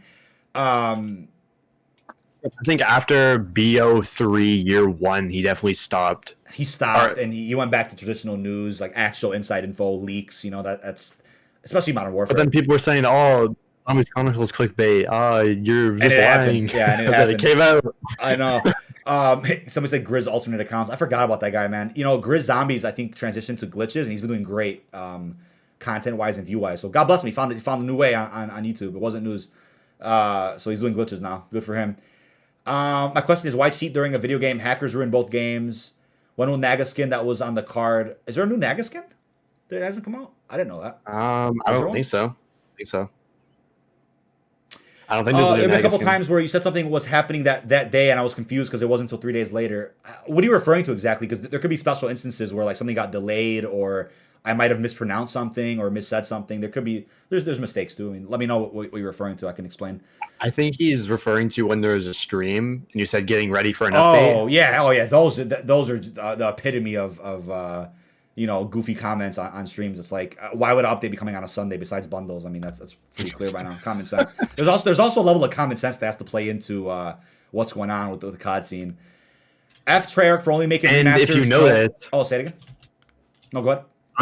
You're gonna say like a level of common sense, and I was gonna say if you notice a lot of these comments, they have a lot of spelling mistakes and grammatical errors in them. So you can obviously think they're not gonna be thinking logically. They can't even form a correct sentence, and like it's crazy. Yeah, no, it's Bapa, crazy. I know what you're saying. Yeah, no, I usually do these on. I mean, gameplay streams are hard to title too when I'm just playing the game or whatnot. But I think it's more enticing when I'm like, yeah, we're getting ready for something big. It's coming this week, and there is an update coming this week. Might not stream this Sunday. I'm still debating if I'm gonna post a video instead. Should be doing a countdown stream on Wednesday if the Reloaded update drops Thursday 1 a.m. We'll see what the plan is for that gameplay wise. But yeah, it's always made clear on a Sunday stream description, thumbnail, pin comment, what's going on in the stream. I always make that clear. And mods take care of that too whenever they explain. F Treyarch for only making remasters. No one wants this. Effing so stupid. We have hardly had new maps for over 5+ years since Gorod Krovi because BO4 doesn't count. It was so garbage. Whoa. Yeah, that's a unpack right there. Yeah, that's a whole trip of unpacking. Yeah, I mean, I think today the Ancient Evil 2-year anniversary? God damn, it's been so long, man. Yep. And damn, Sam, you were essentially world's first to that. World's second, I think, on Ancient Evil.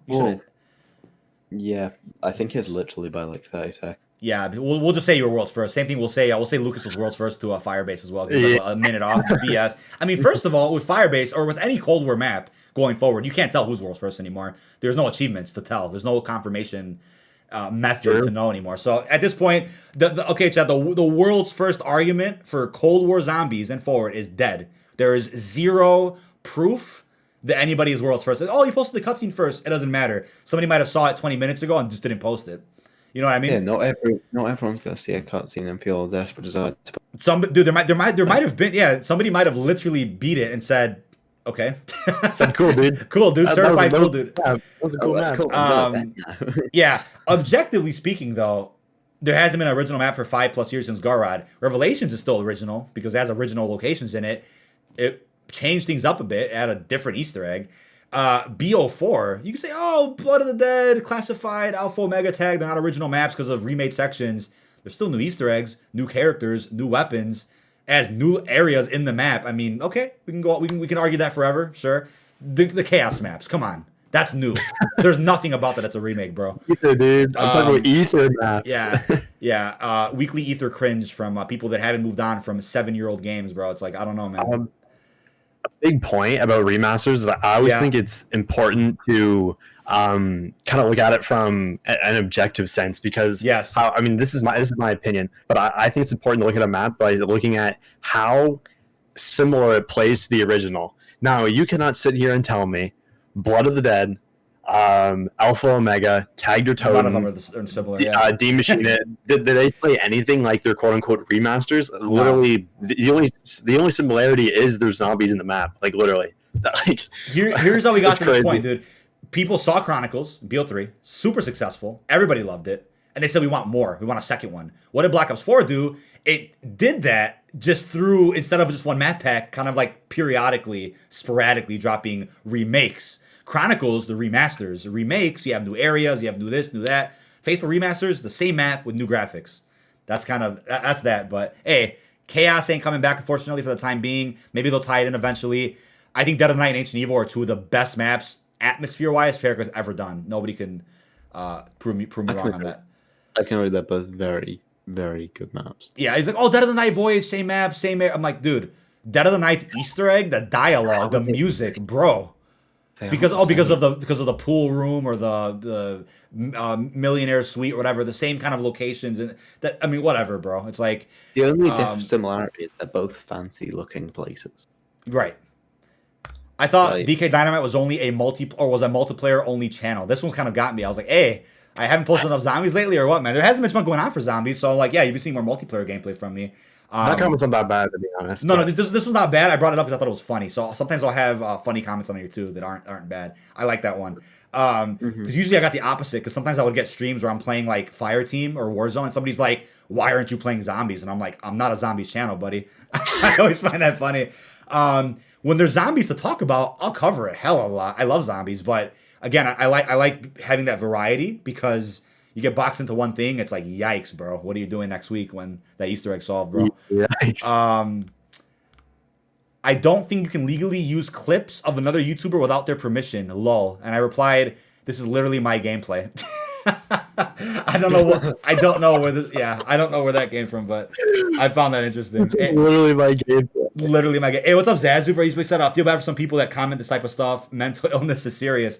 Yeah, you know what? It's like I bring this segment up, not to make fun of people, or we laugh because some of the comments are funny, but also to raise awareness that these comments are out there, and it's crazy. It's actually crazy to read some of these sometimes. There's things that are factually disproven. People are commenting on these videos. I don't know, man. God damn it, Dark Ether Bruno. Hey, man, that'd be cool if they just, the multiverse collapsed in tag. Chaos was a part of this multiverse, apparently, somewhere else, and then got closed into Dark Ether. I don't know. God, I love these comments, man. I have so many, chat, that I'll eventually bring up. I have to scroll back to my screenshots, from a year ago. Is something going on between Weaver and Sam? Is he hitting that, or are they just friends? Yeah. Man. What a comment. What's up, Luis Rivera? Definitely a comment, man. It's like, why can't there just be a male and female friend? Why's there gotta be a relationship going on with you? There was obviously when would have Sam hopped through the portal? Like what time would she have been teleported or quote unquote teleported to the storyline right now? There's a hell of an age difference, I'll tell you that. Well, yeah, that's what I'm saying. So she went in when she was 10 or 12, and then she's an adult in her 20s or 30s. So time passed. It's probably about a 30-year difference at least. That's what I'm saying. Maybe Weaver found Sam, and then he was kind of like a father figure to her. I think that'd be crazy. Yeah, that's what I was thinking. Yeah. I see the relationship between the two more as a father figure kind of thing. Though. We haven't really had love interest plots in zombies though, like Misty Marlton, whatever. Chaos, you had Scarlet and Diego. We really hadn't had. I think that was where they were going with Scarlet and Diego. I think that was. Yeah. Where it was. I mean, I was looking forward to more Chaos because I'm like, look, the end of the day, chat. Here's the way they would have made it work: is if you did Ether Year 1 in Black Ops 4, gave everybody what they wanted, their great wars, their budgets, all their stuff. Ended off on a high note, and then Treyarch said, "We're done with this. Here's what's next, Chaos." I promise you, and from the bottom of my heart, every single person who loved Ether would have played Chaos and said, "I'm ready for something new." But the fact that you started Chaos when Ether was still kind of in this weird climax, trying to wrap up loose ends, just wanted more. It was marketed weird. It wasn't at the right time. I wouldn't have even announced Chaos at launch. Never. I would have made launch. Never. All the way through DLC. I would have made it if entirely. If you would have just a month after tag, just say, right, Ether's over, but here's a peek at what's coming now. Dude. If you would have done it that way, I promise you, bro, everybody would have played it. One pack of say 9 and Dead of the Night. Dead of the Night and 9, and then do Voyage after that is more of a difficult map. People would have been like, DLC, whatever. And then Ancient Evil, bro. That Ancient Evil is I'll say this right now. Dead of the Night and Ancient Evil, I don't know which one is better, but those are the Horizon Drac level Chaos maps. Like shit, dude. Oh my god. Those maps are beautiful. And that's what I'm saying. It was the timing they messed up Chaos. Will Blundell still be here to this day? Maybe. Who knows what we would have been right now? But a lot of things went wrong. They did things that. It was just an error from the beginning. I think it was an error from the beginning with the pre-order bonus, the ultimate pre-order bonus being a chaos box, bro. I think that was really the turning point and kind of like the downward spiral that Black Ops 4 was, which I love Black Ops 4. But and if you would have done again like the way I said it with Chaos during year 2, and then you would have opened COD 2020 or 2021 with Chaos only, it would have worked. It's all about the timing. How somebody at Activision didn't sit there and say that doesn't look like it's the right time for that. How they didn't do that beats me, bro. I have no idea how somebody said it was a good idea to, jump into Chaos when Ether was kind of at this really interesting peak that needed to be wrapped up first before moving on. It is what it is. We can't go back and change things, but now we're here where we're at with Black Ops Cold War. We have a Dark Ether spinoff, which probably wouldn't have happened for another couple Treyarch games if Chaos had continued, right? That's kind of what I'm looking at. Yeah, I think we would have ended up here anyway. After Chaos. 100%. Yeah. I think Chaos might have got to a climax at some point where it was kind of doing great or kind of winding down a little bit, and then they would have said, oh, Dark Ether spinoff, and then that would have boosted everything again. That would have been a rejuvenating moment for zombies again at some point. Because 2 storylines at once was hard to keep up with. You can do that if you do the following, right? If you have so much content rapidly dropping, like every month a new map for like one story each, or something where it gives both stories time to shine. Either way, you're not waiting too long. If you're only a fan of one story, you shouldn't be waiting that long to get more. People also forget that we're still in the same cycle of Zombies DLC. It's one map every 3 months. It doesn't matter what COVID's going on with. It doesn't matter what we're still waiting 3 months ish for a new Zombies map, right? We waited from D Machina to Firebase to Berlin, same kind of gap. Outbreaks helping in between. We have other zombie surprises getting announced next week. So we're still in the same boat. People are like, oh, this and that. And it's like, it's the same thing. People are like, oh, we have no content. It was the same thing. Dude, Black Ops 3's drought. Do you remember this? Zetsubo to Gurad, how bad that was? There was nothing happening. Zero. Even Zetsubo to Revelations, it was still terrible. Dude, Zetsubo to Gurad, and I'm telling you, because Zetsubo wasn't praised well. I loved it. I had fun with it. I wasn't complaining or nothing. Yeah. I also played a lot of multiplayer in BO3, so I was busy every day. Also in school, so wasn't even making that much content. And that was still during the era of DLC packs as well. Yeah, with that's it. It's a DLC pack or bust. You get DLC weapons added to the shop that they weren't even in zombies either, dude. So at that point, you were getting like nothing. I don't think they even added weapons in that. No, dude, take the community that's crying right now about Cold War, throw their ass to Black Ops 3 season, and they would not be praising BO3 at all. They'd be like, bro, what is this? There's no content. I promise you, bro. They'd be crying. They wouldn't be able to handle it. That's one of the weirdest things where people judge a completely finished product with 2 years of development or with 2 years of added content on it. And then they compare that to something that literally just released. Yeah, and they're like, why isn't it as good as this? Well, maybe because they spent another 2 years adding more content to it. That's just a crazy thing. It's just I'm really dumbfounded when I think about that idea. Right, I am too. Same thing with BO4. Just like wait till BO4 is changed. Everyone's like, "Oh, the MTX sucks." This, that, and then the MTX got fixed, and now it's like one of the best MTX systems in COD history. Sam, do you know how many people don't know there was a revamp in the black market for Black Ops 4 and how great that was? Imagine, yeah. So many people I've seen arguing recently on Twitter about like, "Oh, MTX awful in BO4," and I'm like, "What about the revamp?" And they're like, "There wasn't a revamp. It was all locked behind supply drops." And I'm like, "I think it's just." No shot. No shot. Too late. Like the revamp. It did. It was. And like if the year 2 had happened, it would have been fine. But it didn't, so it was too late. A problem too is look, it's like, did it come too late because of Treyarch's incompetence? I don't think so. I believe that's an Activision decision. Obviously, Days of Summer is when things went downhill for the MTX because guns started being locked behind actual supply drops, reserves at that point. But that's not in Treyarch's control, obviously. So if they would have had that same black market revamp from launch of BO4, where you can trade cases for anything you want, bro. But, now people praise the Modern Warfare system, so now we're in a boat where, again, not the supply drops were the answer, but there's no in-game currency to get anything for free. Now it's like bundles, pay your money. That's what people wanted. But you pay for it. You pay for it, you don't get it. Yeah, that's what people wanted. People wanted the Modern Warfare style. It's and like, then, I know you've said this to me. I'm pretty sure we were playing a game of Apocalypse, and you said this to me, where it's like, if there will never be a time where people don't complain about content anymore until there's a grindable currency in game. Yep. That you can always grind. That you can't buy it. You can't do this. You have to play the fucking game. You have to play the game. And that's what it is, Sam. It's I don't know if it's the cryptokeys, Just liquid the fact you diviniums. have the option to buy it, I think makes people immediately jump to the idea that it's a microtransaction when you can earn. But like Black Ops 3, something about the cryptokeys, the liquid diviniums kept people playing the game because there's always you can get unlimited gobblegums, you can get unlimited cryptokeys to keep opening unlimited supply drops. There was thousands of outfits, lots of weapons. So if Cold War had a currency that you can grind in game, trade that for said new content or whatever, that's the only unlimited replayability you can find. The replayability doesn't come from maps, doesn't come from modes, doesn't come from weapons. It comes from being able to grind something every single day. That's the way I see it, at least. Like contracts and reserve cases was probably it was the start. The contracts from World War II was probably the closest we're ever going to get to it. Yeah, the closest we're ever going to get. And Blackout had free battle passes too. So slept on free battle passes. Like, oh, but there's yeah. What? World War II nailed if it. You added a battle pass into that game. Oh my god! Yeah, is the most grindable COD game out of. Right.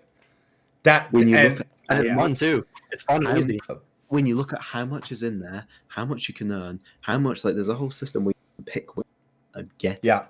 Salvage is huge. Salvage is huge. That's another big one. Trading all duplicates, burning everything them. about that game. Modern Warfare Remastered had that too. Yep. No, and that's the thing. It's like an Infinite Warfare. Yeah, no. And they were using through that era of COD. Yeah, it was the best. People see instead of saying, "Okay, let's evolve on that," they said, "Don't do that. We want Modern Warfare system." If you want to have us pay for a battle pass, sure, I'm okay to $10, whatever. You get it for free every season if you save your COD points. The bundles, right? That's adding a lot of content to the game. That's really cool. Mastercraft, all that. There's no way to get that unless you pay the money. There's no other alternative to buying that. So it's like if there was an alternative to buying the bundles in Cold War through grinding in-game currency or something, people would be more happy about the bundles being added. I get excited about them. I write them. They're tax write-offs for me, so I don't give a shit. You know, it's like I'll pay the $20 every couple of weeks for a new bundle, write them off on the taxes. But other people out there, it's like you can't really get a lot of them. They're expensive. It's a third of the price of the game to get a damn camo. It's like it's crazy, man.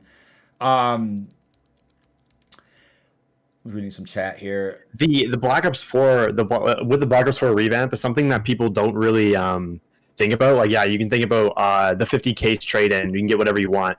But another big thing that people tend to forget is that every day you get a refreshed store with 3 items that you can buy with COD points or reserve points. So if that implemented into a Cold War system where, you have the Necro King Mastercraft bundle, you can buy it for however many cases or 2,400 COD points. Like, it's just... It's also another brain dead. It's another brain dead solution where, like Black Ops 4, for example, there was mastercrafts that fit the themes of zombies maps. Have those be rewards for beating gauntlets, beating Easter eggs, and Cold War as well. It's so many ways. Like even like weekly events in Warzone or something where you just do some easy dumb things and you get a blueprint. Like we've got that already a few times, but for mastercrafts too, for like such easy ways. I can see that being incorporated. Then if you don't want to do that, you can buy it. It's like alternative. Boom. I also think there should be a thing where I think you should get like 50% off these bundle packs if you own the game it's from. Oh yeah, because yeah. Those prices are fair for free to play Warzone, just like Fortnite. About $20 for a major cosmetic. That's fair. But for someone who's already paid for a game, that price is through. That is way too high. Right. I also think like the Necro King bundle is by far the coolest Mastercraft almost of all time. Sick. It's sick. People are like, "Oh, the Krig sucks." And I'm like, the Krig shreds in multiplayer. Pro weapon. It's a pro weapon, and I also think when you look at it, the Krig. I got a nuke with it last night, and the Krig isn't easy to use in some lobbies. I mean, the thing about nukes too, chat. I talked about this last week. Dropping a nuke in multiplayer, it doesn't matter what Call of Duty it is. SPMM isn't your problem. It's literally lobby RNG. Are the enemies camping? Are they using broken, exploited weapons? Are they not playing the objective a certain way where your nuke becomes harder to earn? Is your weapon underpowered compared to theirs? The Krig is underpowered compared to most weapons, but it does the job. If you hit all your shots, if they don't have armor, if they're not, using death machines. So the Krig itself's fine. In Warzone has its own issues with metas and other things. I'm talking about Cold War. A great Mastercraft, though. I love it. It's a sick Mastercraft. But always with these things with the game, I'm always going to ask the question, is it worth $24? My answer to that is Yeah, the answer to that is only, I would say only now because the value is higher. You can use them in zombies and Warzone, so that's years of usage. And multiplayer. Whereas back then you were limited to like, oh, that game maybe only one mode and that's it. You couldn't use it anymore. Warzone helps a shit ton as well because like normally you would buy these cosmetics, and then when that game ends, you're not going to use them again. Right. You use them, and Warzone's a thing, and it will continue to be usable. Right. Another thing though is like, you know, yeah, there's that, and I also think it's like if you buy a St. Patrick's bundle, will you use that after March?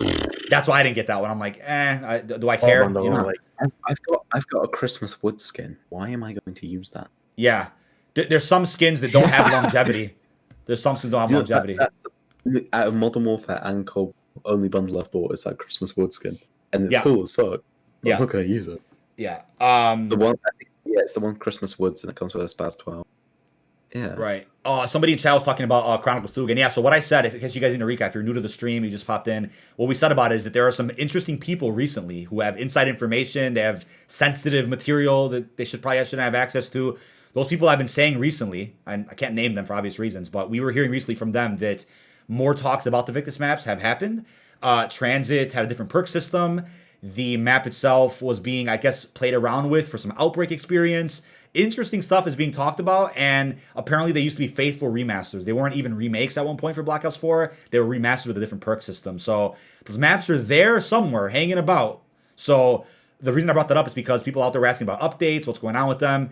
They're there. And if they happen during Cold War, we'll hear about that very soon. And considering how many leaks there are already for upcoming DLC because of the pandemic, you know, people are, you know, data mining a lot. We'll hear about that relatively soon. On top of that, tip of the iceberg, with the next patch coming, what is it, on maybe Thursday for Season 2 Reloaded, definitely expect dozens and dozens of, like, random leaks for weapons, new maps, Warzone, Treyarch stuff. Lots of stuff's going to get found in the next week, so... I think we could find something out about zombies with this update. Oh, yeah. Definitely some Berlin shit. Yeah, definitely some Berlin shit.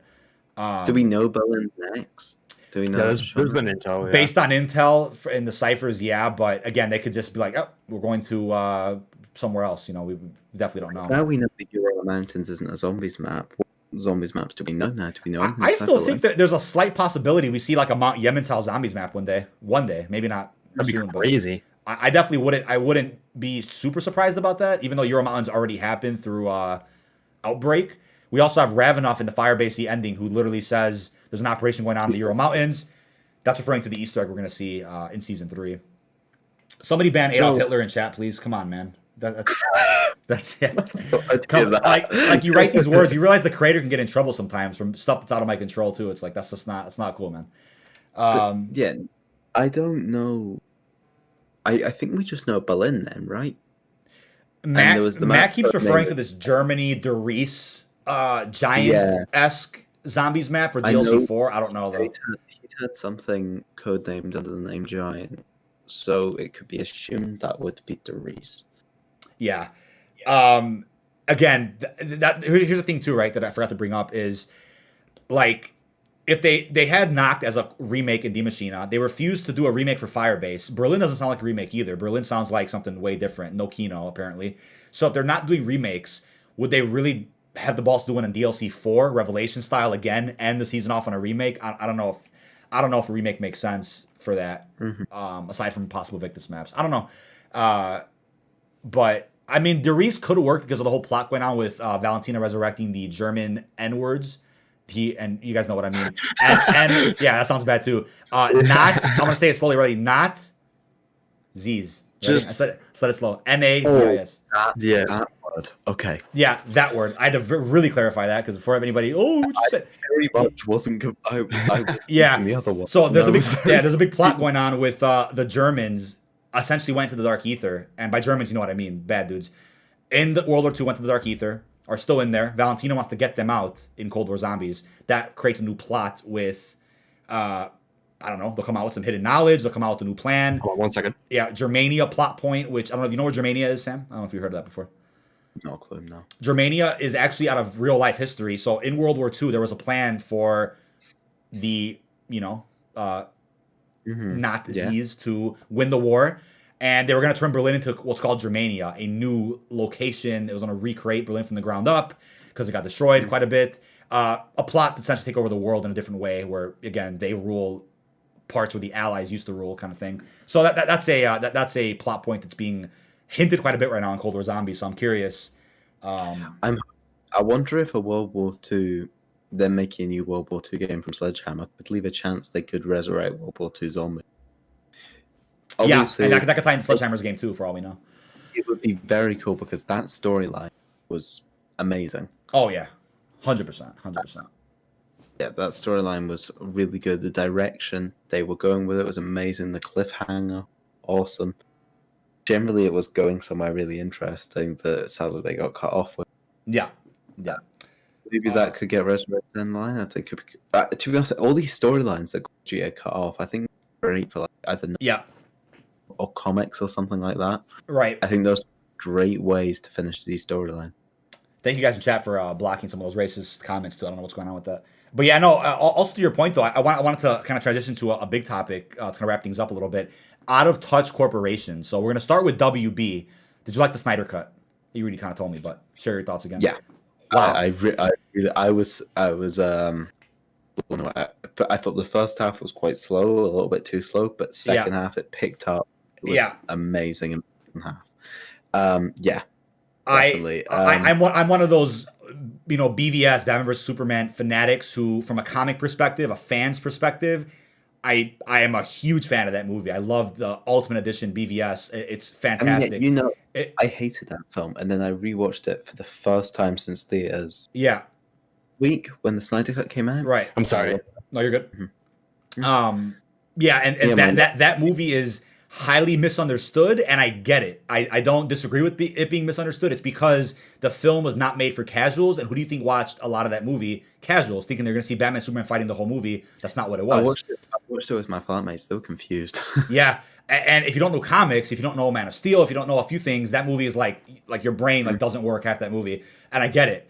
But that movie set up things that, again, once those things get fleshed out, it makes BVS look better as a film. And what is Justice League? A proper sequel showing what that movie was setting up. The Snyder Cut is that. The theatrical release a few years ago was a disgrace. I mean, without going off on a tangent on that, disgrace. Yeah, it's not even the same movie. It's ridiculous. But the point of that is out of touch corporation. So WB sees the success of the Snyder Cut. By the way, Snyder Cut is the second highest rated DC film right now next to The Dark Knight. That is insane.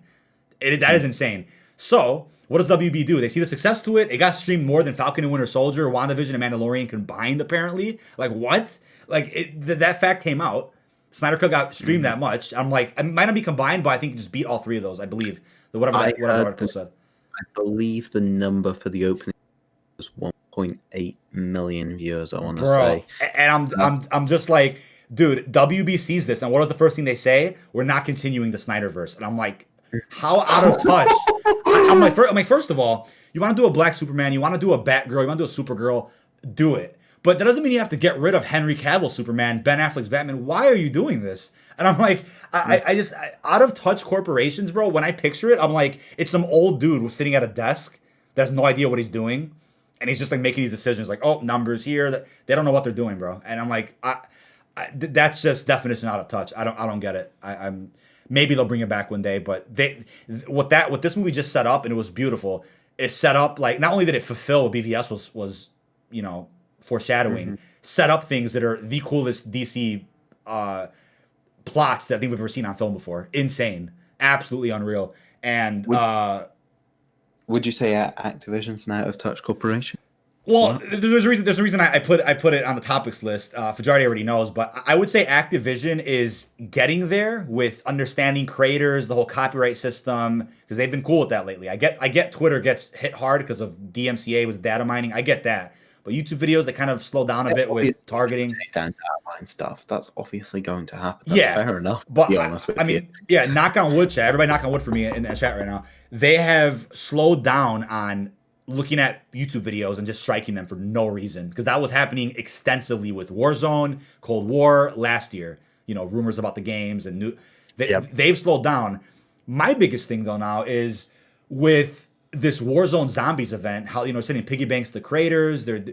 I mean, that's a whole other can of worms. But an example being is the creators the creators they have partnered with them, right? Without naming anybody, they have for example, they have a confirmed plagiarist with them. They have channels that don't really post either. Like they have Call of Duty partners that really aren't on board that much, like other channels are. Not talking about myself. I would love to be one, but excluding me from this, the way they reach out to creators, fly people out, it's really out of touch with what needs to happen, at least in my opinion. The way they're handling this marketing and having content creators promote things, it doesn't seem like it's like 2021 material. It seems like this is like Black Ops 3 2016 kind of shit. I don't know, how do you feel about that? Yeah, but they haven't.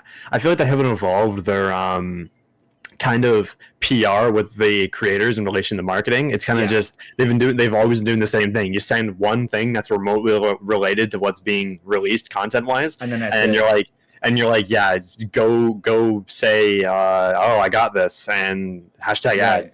It's just, I think it needs to evolve. It needs to evolve. And I think creator codes is a really good step in the right direction. Creator codes is a great step, but again, you also can't apply for it. I'm a creator, I can't apply for it. You have to be handpicked, and I'm like, I don't get that, because in Fortnite, everybody has a creator code. That's dumb.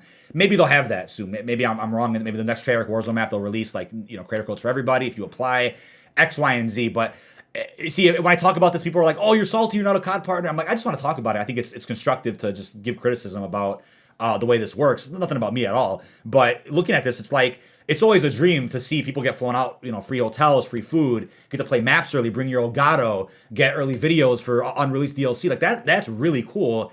They got to take it a step further though, a little bit, and look at what's profitable, what they can manage. They have the money for it. I'm still seeing creators on that list that don't post, and I'm like, how is this? I don't get it, man.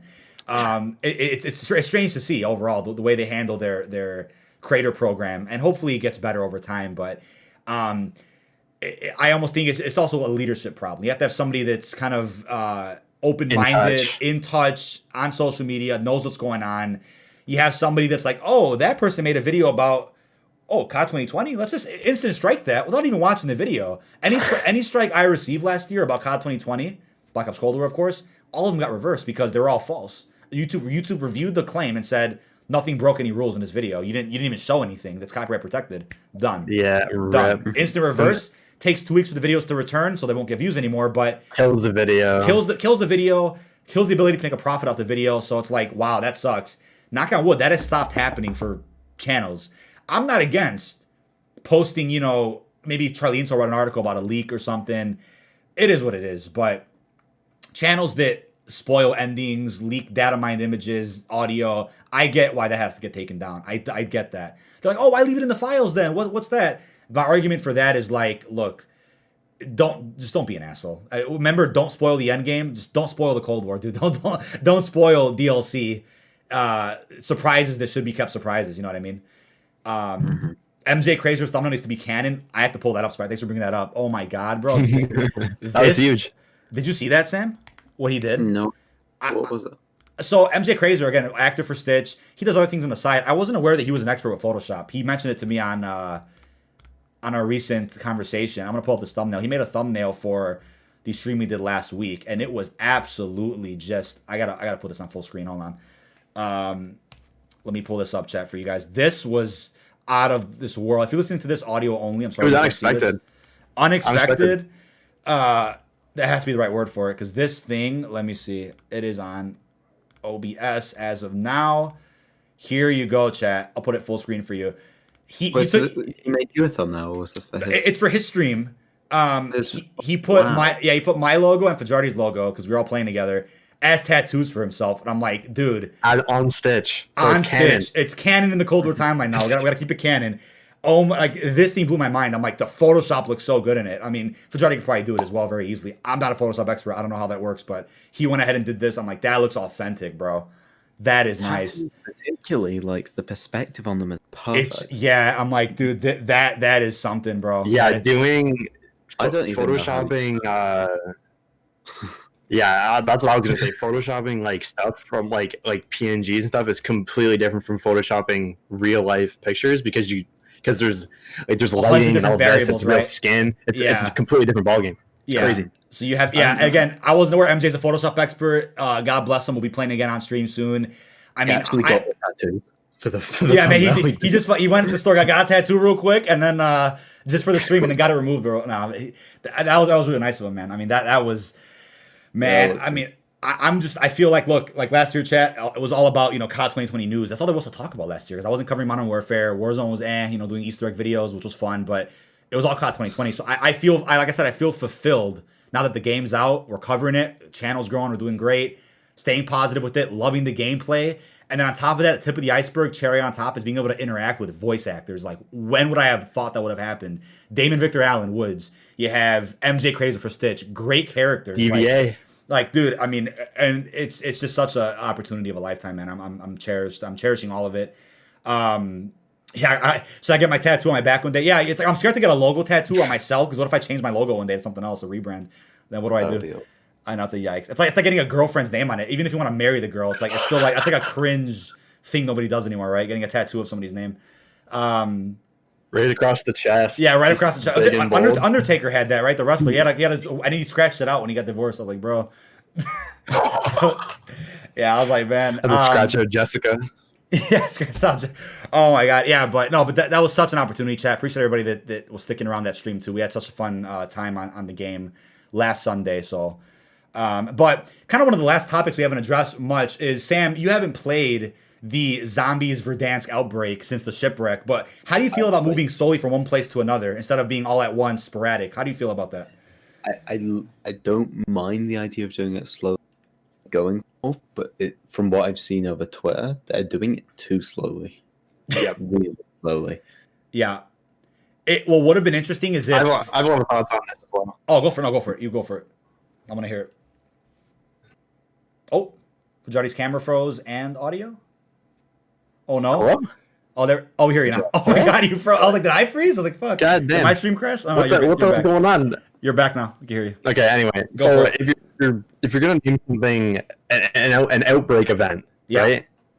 And then, so an outbreak means things, it's crazy. It's everywhere. But when the outbreak event dropped, the zombies were contained in a small ship, half of a ship. They were contained in it. I don't get how that's an outbreak. I don't get how it's supposed to be an outbreak. I mean, you can just say, "Oh, it's a cool thing to name the event that way." But then it has a machine that moves around the map that triggers it. To play devil's advocate, when it's on the shipwreck, it was at 5%. So if you want to say that's the 5% at the shipwreck only, I understand that. No, but keep going. I get that. Who's moving these? I get everywhere. The zombies picking up these machines. Yeah.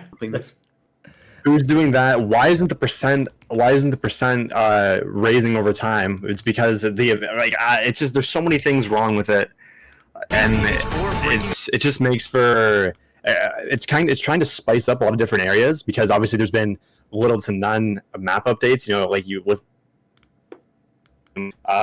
It kind of makes it new, but there's not much more you can do than, let's just go destroy a plunder game and sit at the machine the entire time.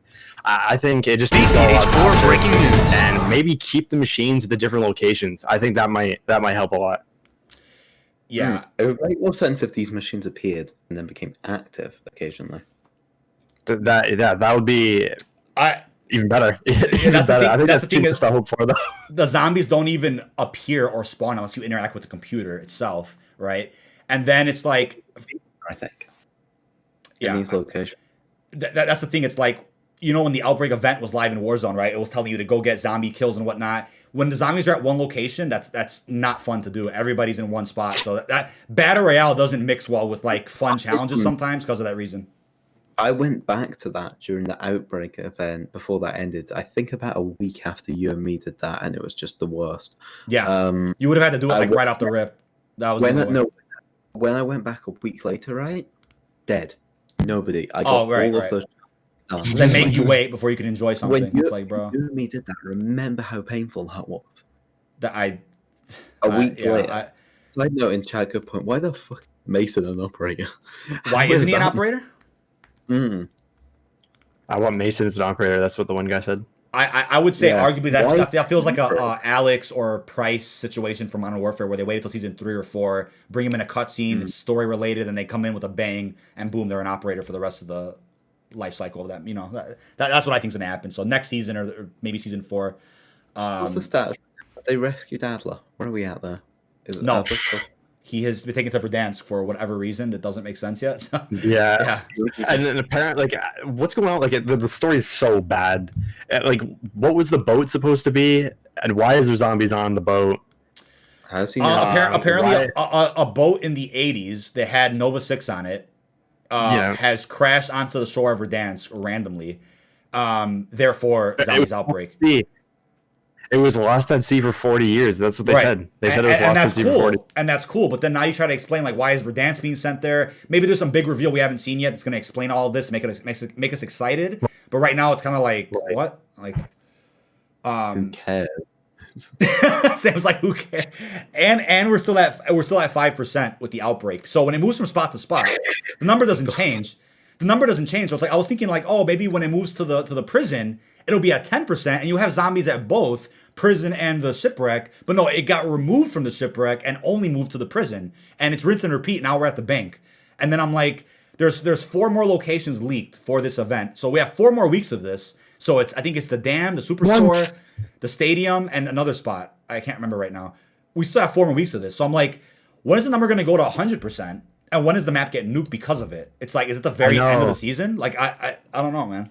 At this rate, I don't know how they could take this amount of zombies and then escalate that from a nuke going off and destroying the entire map. There's something in the middle there that's being hidden. Wouldn't it be a quick transition? That's like, oh, you get 1 day of like 100% outbreak and then it boom nuke. It's like, how do you spread this out? But then yesterday, a new event leaked for Warzone. I wouldn't say leaked, but a message of the day that was broken was found. Modern Warzone posted it. I'll try to put it on screen so you can see. Let's see if this comes up. So it's small, but as it says, attention, corruption is mutating. Survivors describe hostile explosion in the southwest zone. Who or what caused the blast? Armor up and follow the trail. For glory and rewards, hurry. So it sounds like another zombies event's happening. So is that going to kind of lead us to the next big thing? Or is it something new they added because of the reception to the other zombies event? Like, I don't know. I think I saw a comment on Twitter that that could just be talking about, it could just be a delayed message for the new types of zombies that's being added, like the explosive zombies. Fair. Or I assume we're going to see one being like, oh, electrical surges in the whatever side of the map. So maybe that's what Sam was saying. You'll get random zombies spawned in random parts of the map, not connected to the trial. Just do it black. It should have just been like black. And that's what I said in my video yesterday. I'm like, should we just come to accept that Warzone has a problem where for some reason they can't handle zombies at multiple points of interest? Is that what's happening? Maybe they can handle it, but maybe they just don't want to because like they just don't want to. Like no, they don't want to. Yeah, I mean, lots of questions with what's going on with that. But now we're at the bank. I would say the only benefit of this event with zombies is it's a guaranteed win and plunder. If you hold on a location and you keep repeating the zombies trial, killing 40 zombies, getting the money from the yellow chest, it's a guaranteed win every time. I won every game that I played a plunder. You doing that? You can't lose.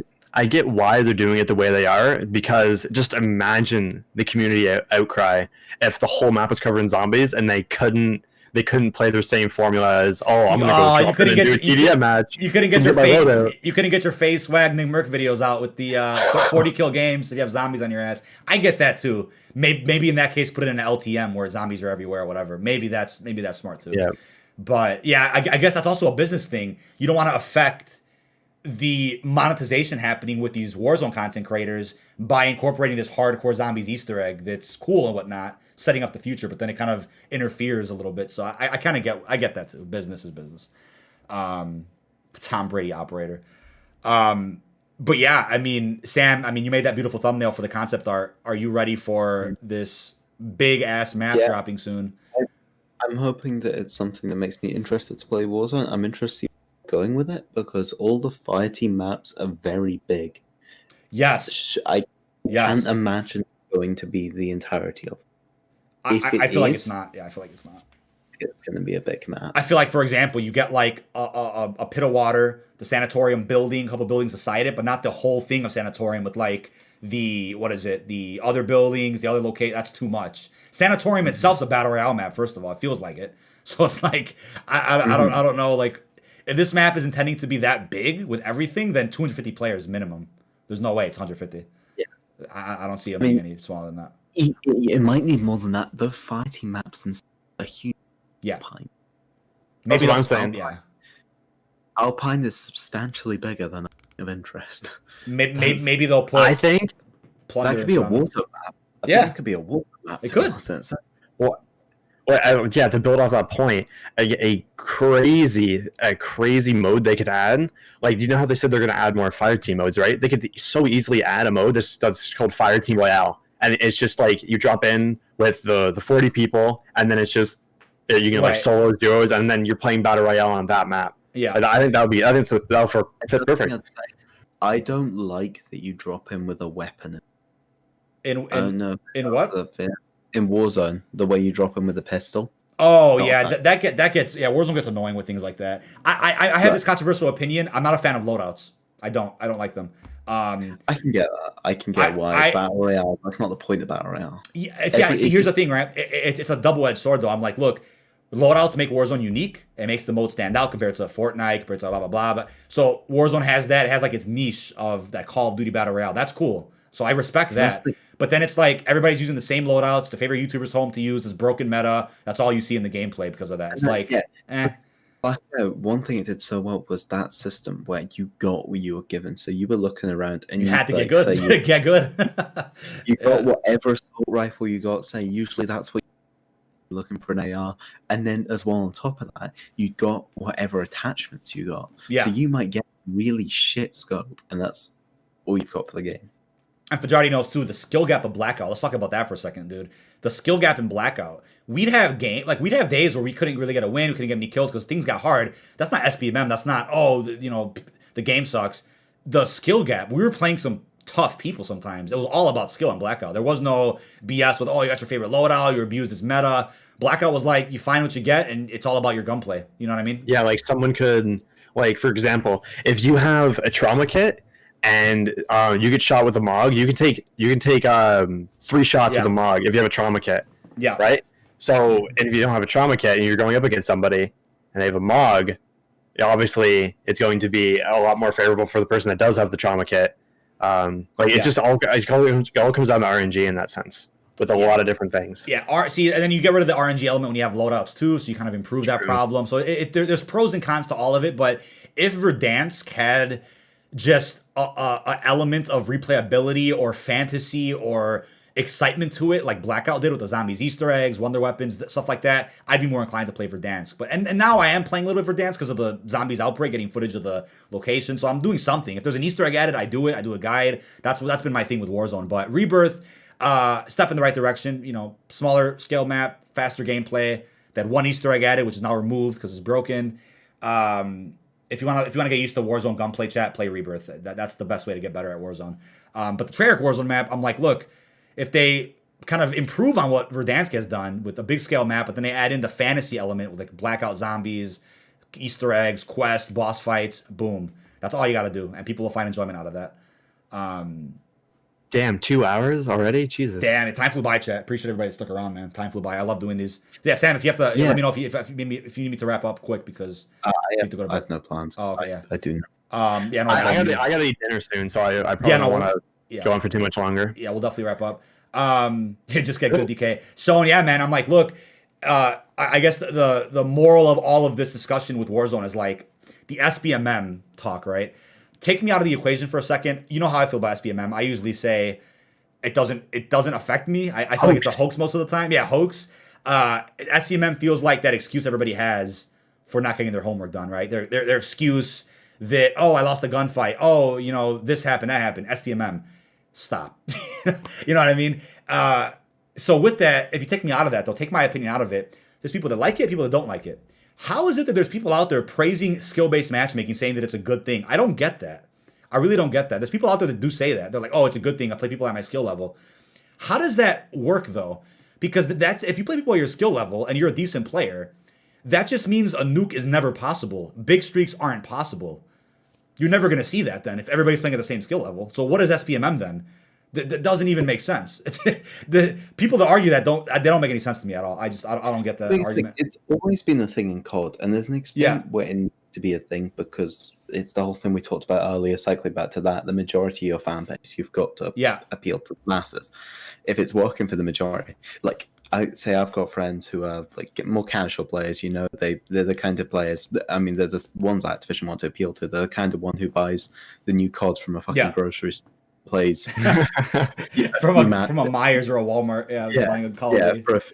Plays for a few matches a week. Yeah, those people love Modern Warfare and they love Cold War because it made them feel like they're really good at the game. Like they were just like, oh, like, I remember this one particular friend saying to me just like, oh yeah, I enjoy this COD so much more because I'm actually good at it. Yep, that's skill-based matchmaking. Right. I've always acknowledged that it exists, but I always say that it's not something that prevents you from actually playing the game. And there's also proof Wait, say it again. Your mic died. It doesn't stop you having fun. Like, yeah, you can. I would say Modern Warfare has it a bit more severe than Cold War, from my experience. But at the end of the day, it's like there is no way SPMM prevents. There's no way SPMM is that strong to begin with. If again nukes are still possible, I get but you reverse boost. I don't reverse boost, and I dropped a couple of nukes so far in Cold War multiplayer. It's all about lobby RNG. You're gonna run into people that are garbage. You're gonna run into people that are using broken, exploited weapons and need nerfing. That's gonna happen. You look at your games. Most people do not have a 1KD. If it was perfect skill-based matchmaking, it was putting everyone at exactly their skill level, then you would look at a leaderboard and everyone with 1KD. Yeah. They don't.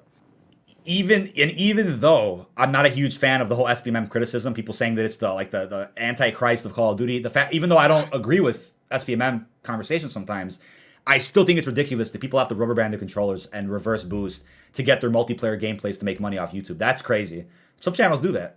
And even in Warzone, they do that too. People in Warzone do it. People just do it for fun. Or that. I'm like, if you ever think down bad. Talk about the fact that they do that. A lot of people probably know who I'm talking about.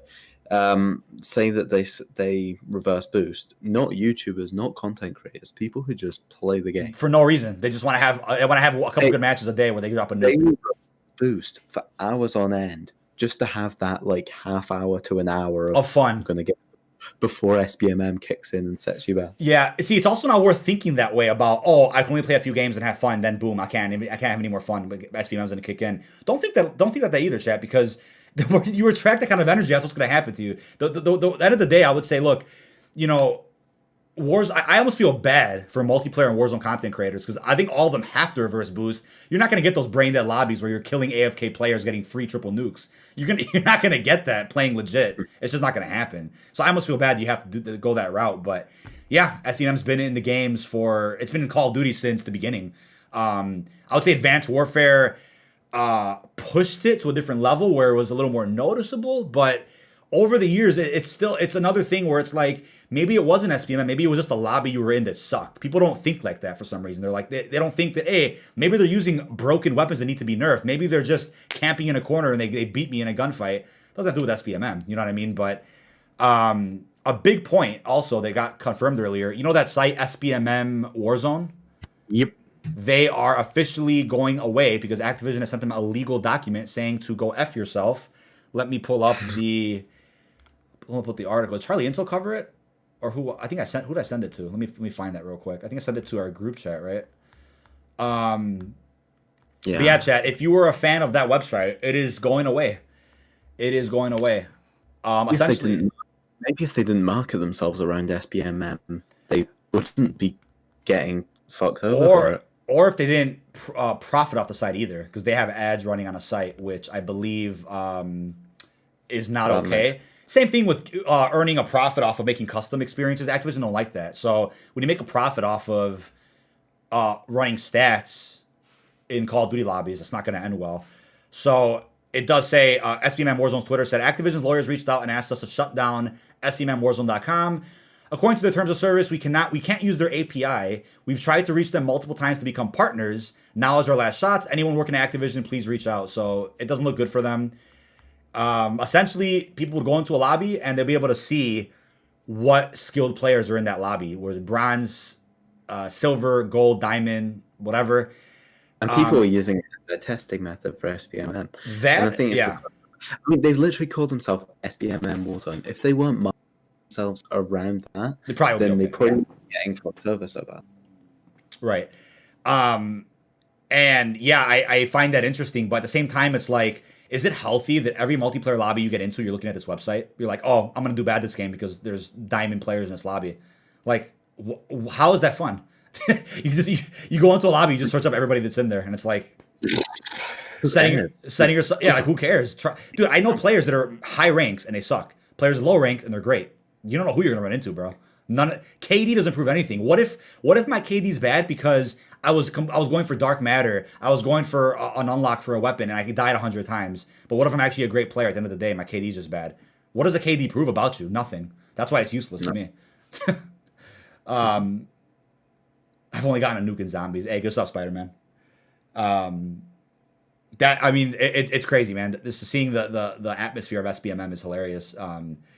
It exists. It's there. It could be a problem sometimes. Doesn't prevent you from having fun, but definitely don't look at it from a negative point of view. Chat. I wouldn't say it ruins like the entire game. Like, I think it'll ruin the old match. But the more you have big influencers saying that SBMM is killing the game, you get that sheep. It's just that sheep trend. Yeah, it's adding to the mentality. It's the sheep trend. I mean, Black Ops 4 suffered from this because bigger channels were saying BO4 Zombies sucked. What happened? Everybody followed through with that. All the sheep.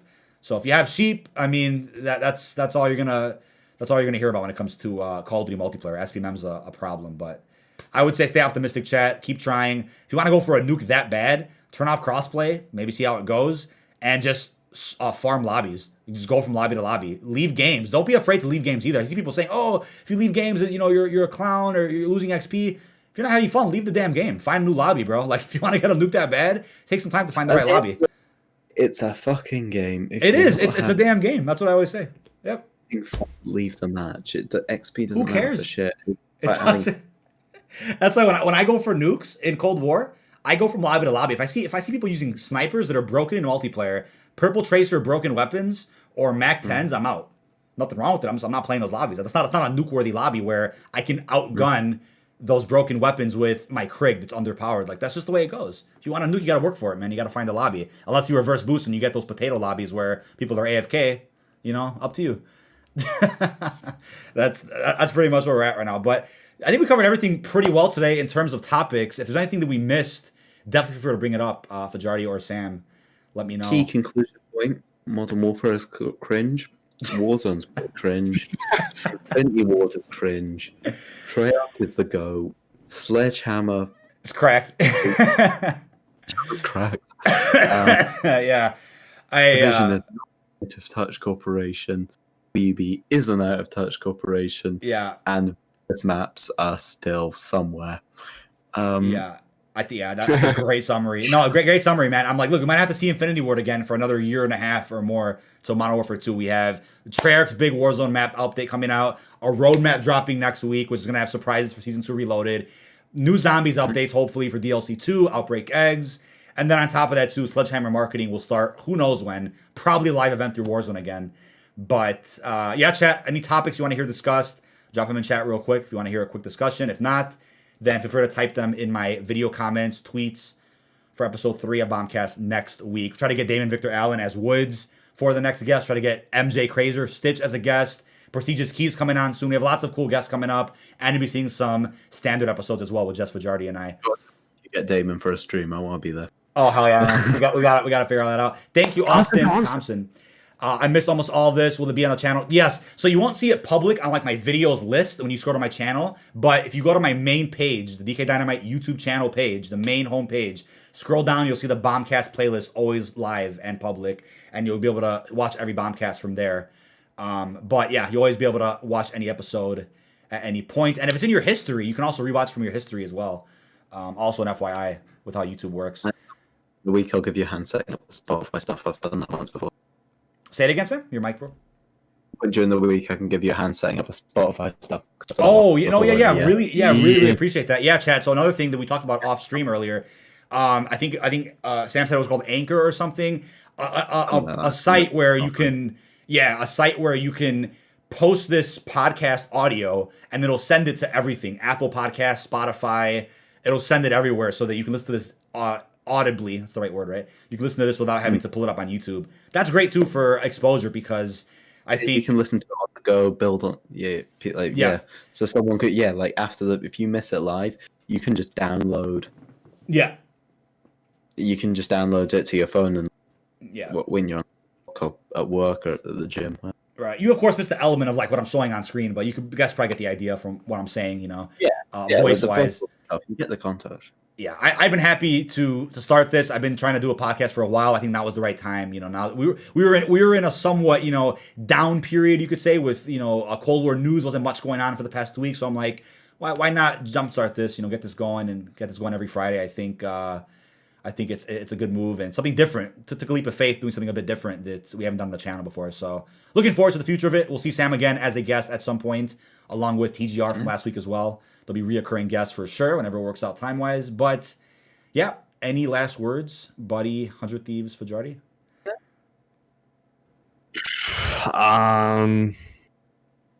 Just don't be cringe.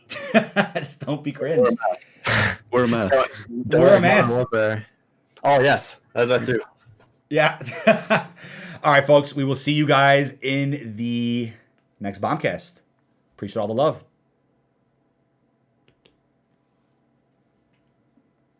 2 hours and 18 minutes. Wow. Is that over? Is the audio cut to stream? Oh, in a sec. Let me fix that.